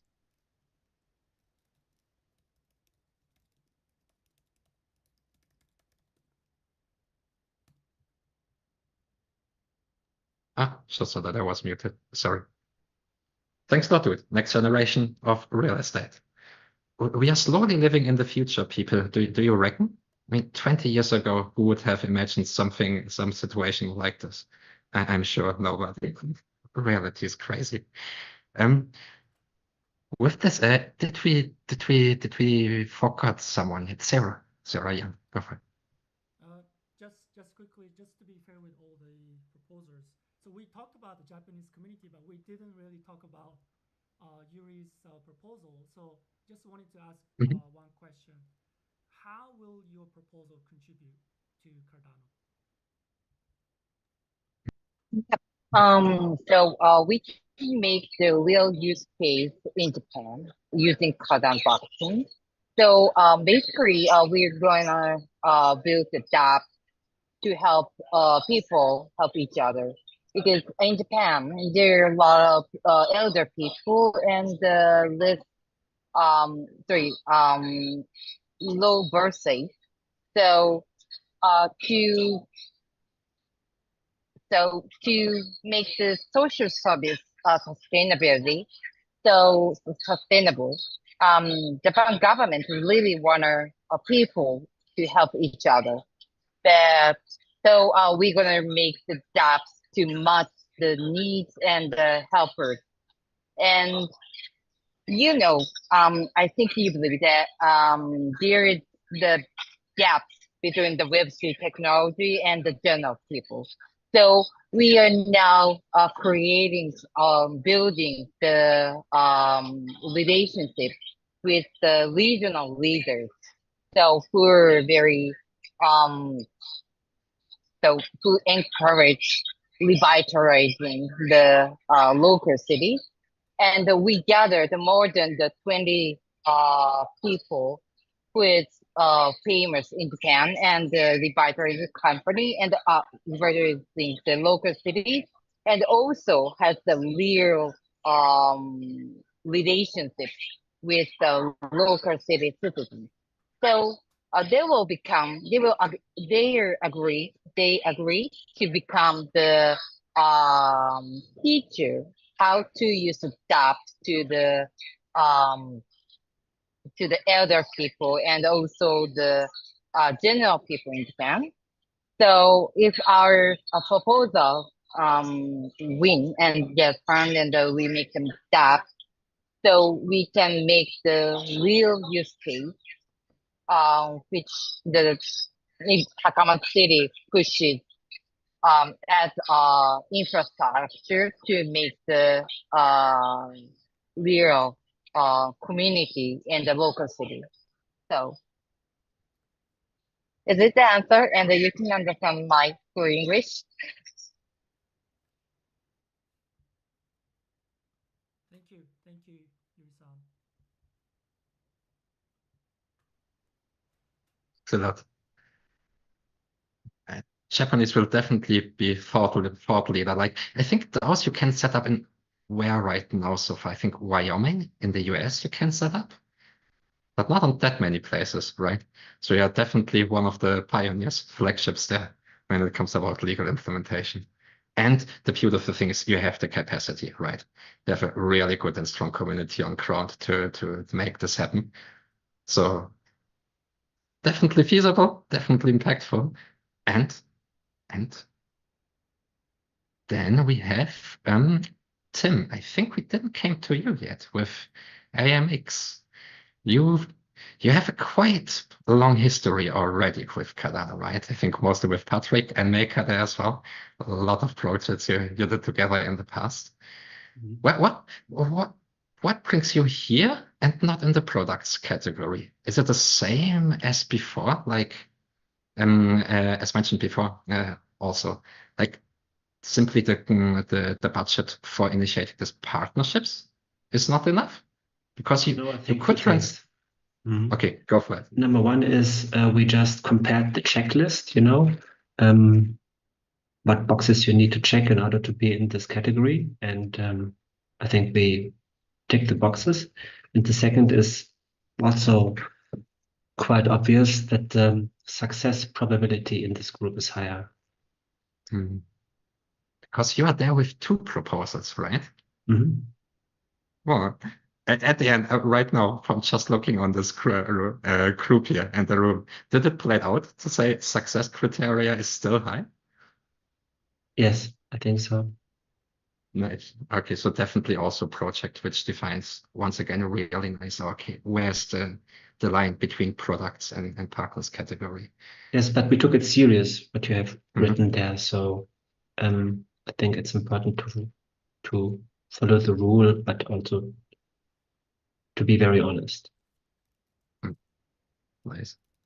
And because there are two proposals, I assume you have a larger picture with AIMX there. Like, who are you actually? Also with Patrick, with NMaker, you did quite some stuff, right? What did you brought us from back then to here now?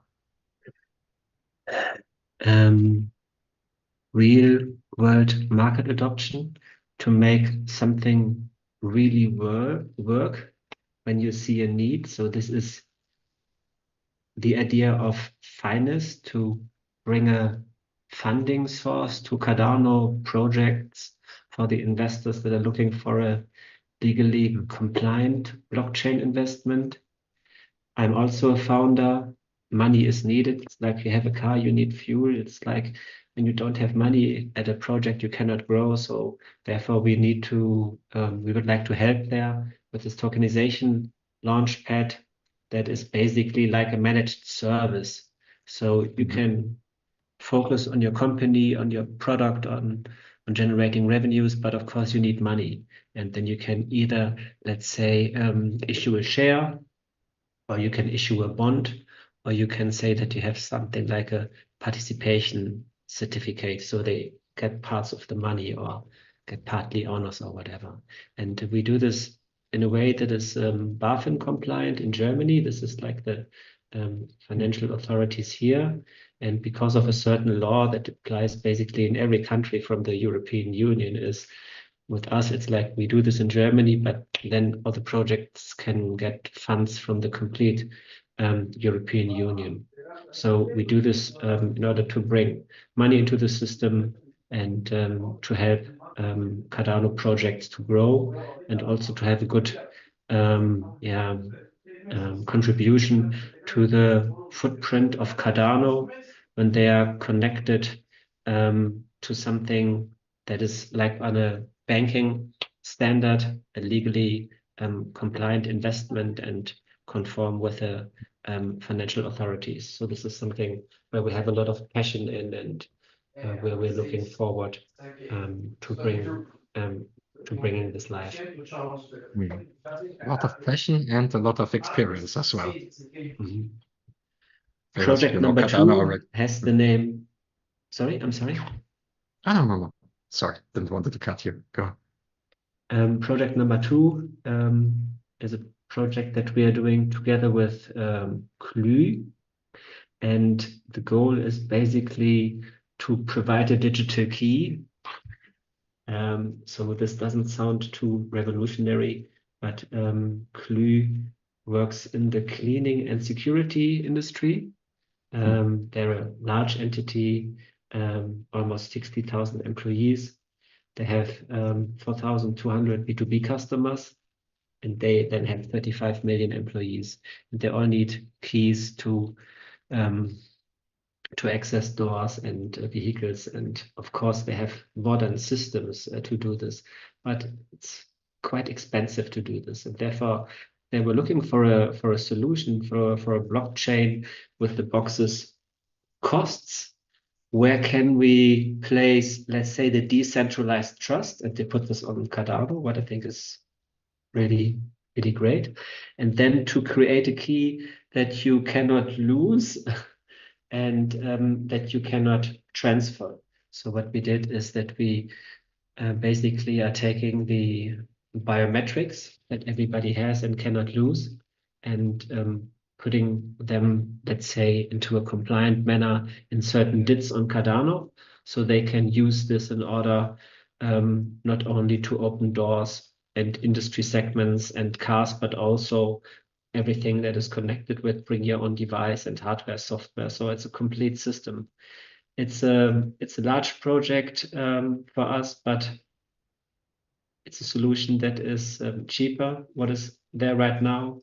It is compliant. It is user-centric, self-sovereign, and all is based on Cardano. And it's basically a blueprint for the complete industry if you're looking at how to solve the identity and access market. So it's like a single sign-on, multi-factor authentication, and it comes with very solid verifiable credential container sets.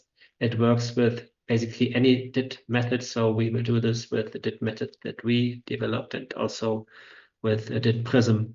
And with DIT Prism, we also do the BaFin compliant smart contract from the proposal that I mentioned before. Nice. Thanks for the context there. It seems like IMX definitely established itself as a networker project here, building nice connections between the Cardano ecosystem and the outside. A lot of respect to this. It takes a lot of energy, a lot of time, and very often nothing is coming out. Therefore, also so beautiful to have everybody here this call today as well, because there has been a lot of work behind as well. The proposal is not done in an hour. So thanks a lot to this for this very good to everybody. And then he had actually a quite nice question, because we are already a little bit over time, coming to the end. This stuff always takes more time than anticipated. This is crazy. Jordan, you have your answer. Go for it, man. What do you want to say? Now, I just wanted to comment something, and I think that is something that we all together we should fix, and it's the following: is the underrepresentation of women in technology, and in our case in sports. I think this is super important. And an example, for instance, this meeting, but this happens very often. So I think we should do it, and we should do it, and I think it's a must for two different reasons. It's because, I mean, we believe in gender balance, in equity, and all these things, but also because it's the market to grow. In our case, for instance, in FC Barcelona, only 20% of our fans are women. So it's a reality, and it's the market to grow. And we would be very stupid not to pay attention to this. So there is something has to do with the values, gender balance and equity. Another thing that has to do with business. Both go together. Yeah. Actually, this was the perfect showcase of Danny's idea, because Danny had an idea. Danny usually has ideas, and they are usually good. Because said, okay, we are coming to the end of the call. So if everybody could give a very short sum up, and I think, Jordi, you actually presented a perfect sum up actually for what your project is about, because you took it from a very different perspective. What do you guys think? Try to go in the same mode. Very short. Yeah, so I would just say, I mean, I don't need to do Joy is amazing, but again, connecting through values and having the Cardano technology to actually facilitate that, I think that's amazing. So, and that's really what we are doing here for long-term collaboration. Thank you, Jordi, and everyone for being here. I mean, incredible projects, really. Bravo for everyone, and thank you for Catalyst team and for facilitating this space. Thank you. Thanks for being crazy enough. Indeed, because you have to be crazy to be here, especially on a Saturday. Somebody will yell at you later, that's very sure. But well, let's give this a try. Everybody, one really short. Happy to go next. So just to say again, thank you everyone for the opportunity to present our project. You know, we've been building Cardano now for almost 3 years. We've always been drawn to the ecosystem by its real-world utility, by the promise of real-world utility and impact. And we think that our proposal allows us to achieve both of those. So to raise, you know, there's estimations that the requirement is about $2.5 billion that's needed to address the affordable housing market annually in Kenya. We think our project with the Nairobi Securities Exchange is a step in the right direction, showcasing real-world utility for Cardano and really impacting people's lives on the ground on a day-to-day basis by giving them a roof over their head. So again, thanks everyone for their time. I'm going to go watch South Africa play rugby after this call. And yeah, very well. Thanks, everyone. Nice. Enjoy the rugby match, too.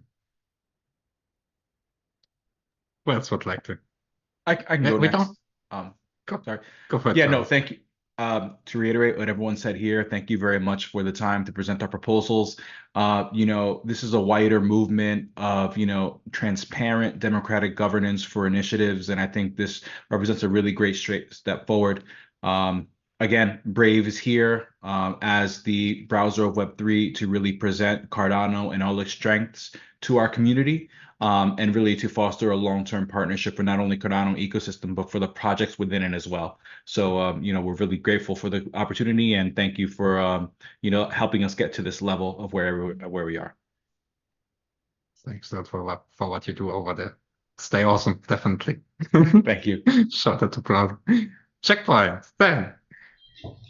Yes, like everyone said, awesome initiative. Definitely love the idea and the funding behind the Fund12. Super excited about working with Cardano.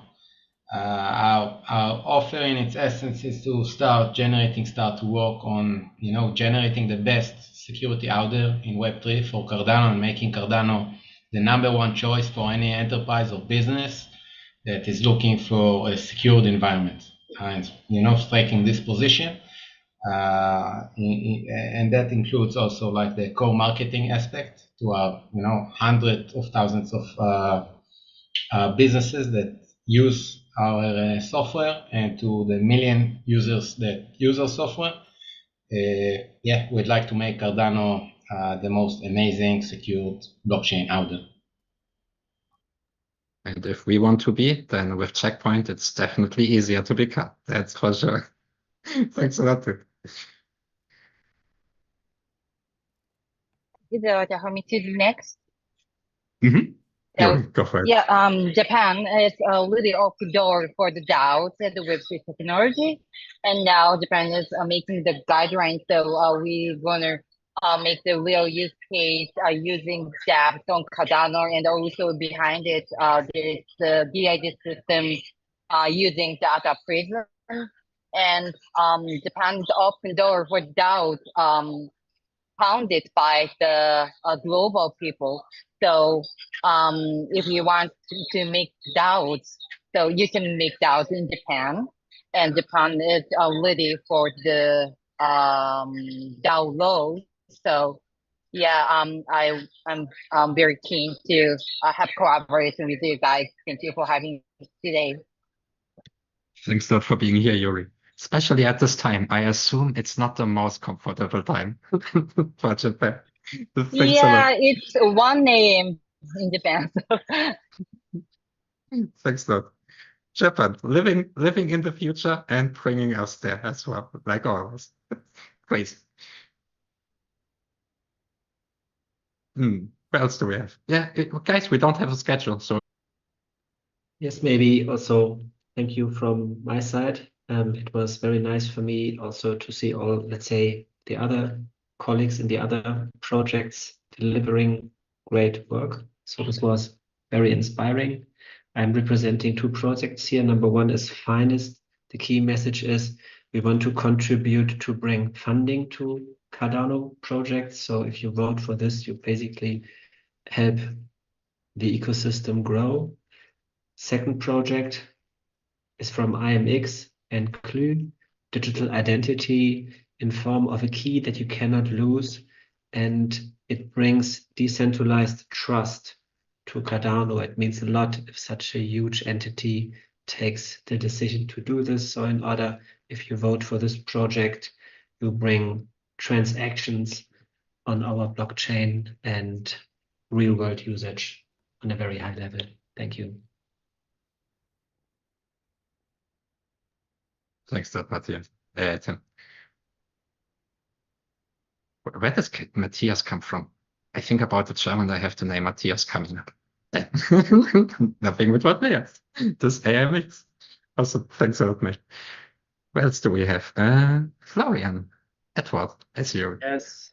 So, yeah, thank you for having us. I think it's really, I'm really happy, and proud to see so many projects being here today.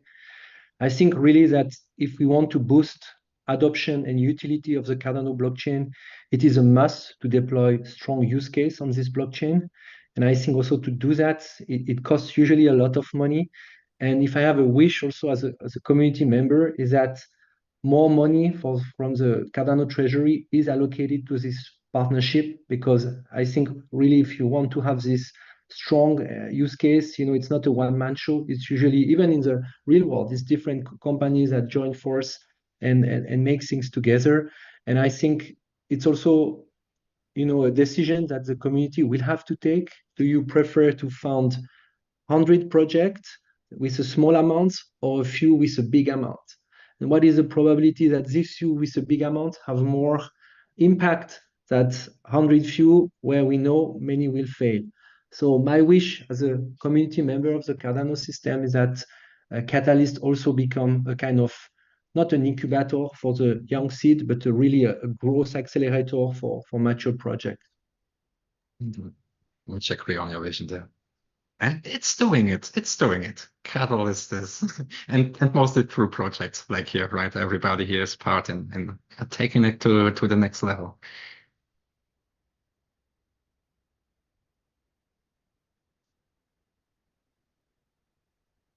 Then who else do we have?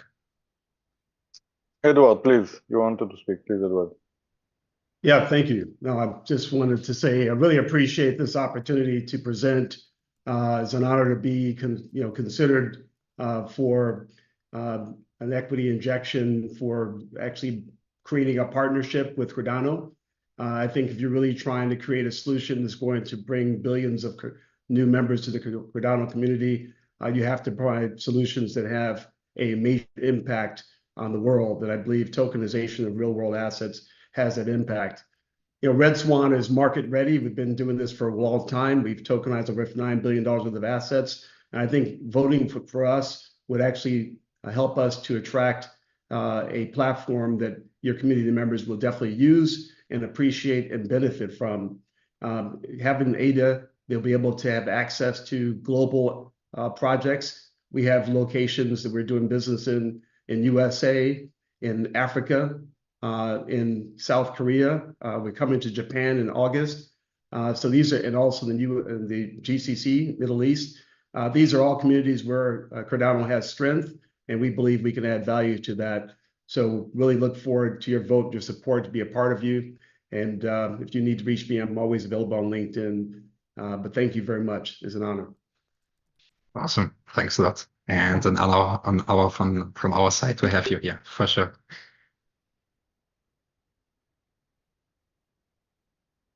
Then, what else? Or did we got almost everybody? Danny, what would you say as some final words here? I just wanted to make sure we check in, and I know it's a Saturday. We've been here at 2 hours. We're almost at the end of it. So congratulations, everyone. You've made it. I just wanted to make sure we don't miss out in case you're still able to speak. Piotr, are you from Techstars? Are you still with us? Because I see him on a call, but he might be, driving. Yes, I am. Perfect. Can you hear me correctly? Can you hear me correctly? Yes, perfect. So go ahead. I think you might be the last one. So, and if not, if there's somebody else on the call, just drop it in the chat and then just come off mute and say it. Piotr, floor is yours. So 2 minutes. I am. Thank you. I'm sorry.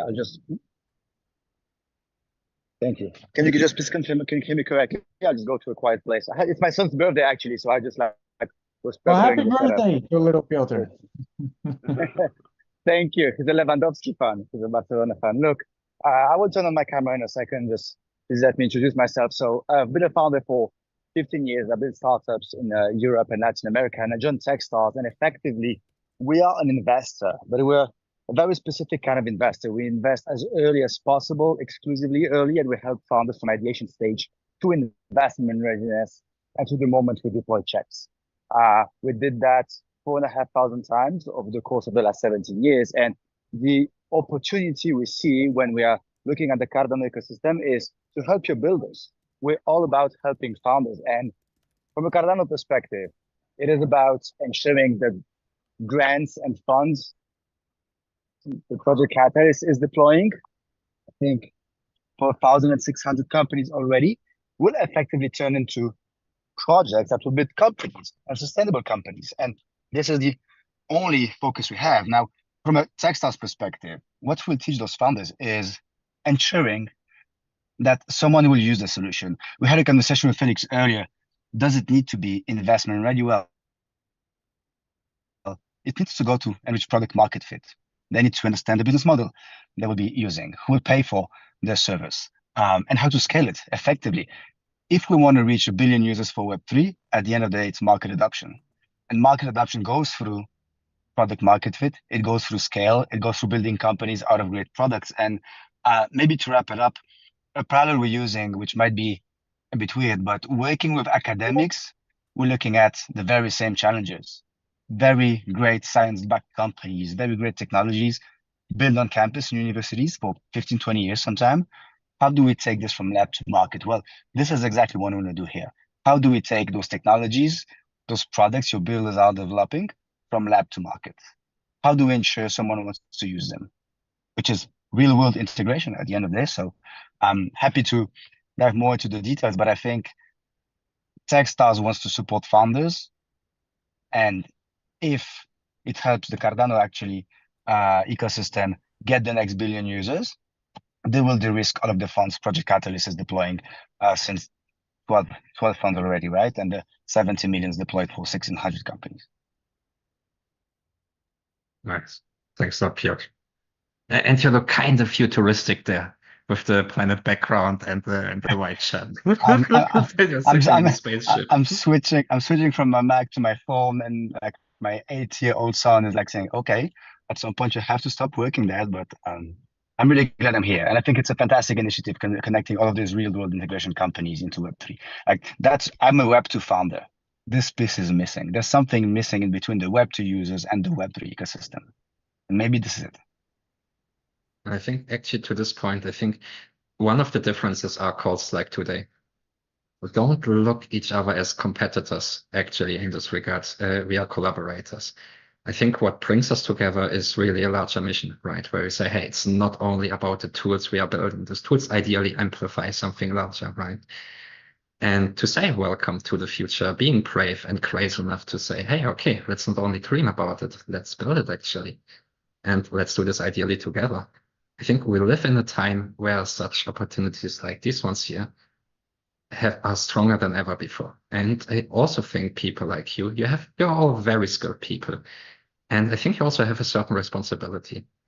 There's some very unique skill sets here united in yourself. You are able to take responsibility not only for yourself, but for what you call projects, companies, ideas, visions. And even if not getting funded this time, let's try to leave calls and voting processes like this to say, hey, we met some brothers from another mothers, I think is what how the hippies call it, or something like this here, right? And that's more than just tools and tech. That's something where, yeah, the bright minds of our time come together and define how we actually want to define economy, society, and governance. Not for the people of our time, but for those to come after us. And therefore, thanks a lot. Special shout out to Sarah, Yoram. You play awesome roles in sacrificing yourself to supporting, onboarding, engaging projects. Lots of invisible work, mostly done voluntarily. You are crazy because you work more than time exists, actually. I'm not sure how you do it, but you do it awesome. Also, thanks a lot, Hinson and Kinson from Sweden Labs here, who streamed the thing to their community. Same to Roberto for Andamio.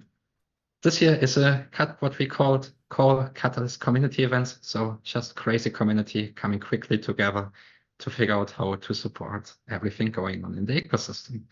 Thanks a lot, Danny and Chris, for steering Catalyst. Since 3 years, what a ride. And we are still in the beginning, still on early days. You're doing an awesome job. And thanks to everybody. You're awesome. Stay awesome. And thanks to Felix, obviously. Thank you for coordinating and making it happen. Thanks, Felix. Yeah. Always jumping in to help. Thank you very much. Yep.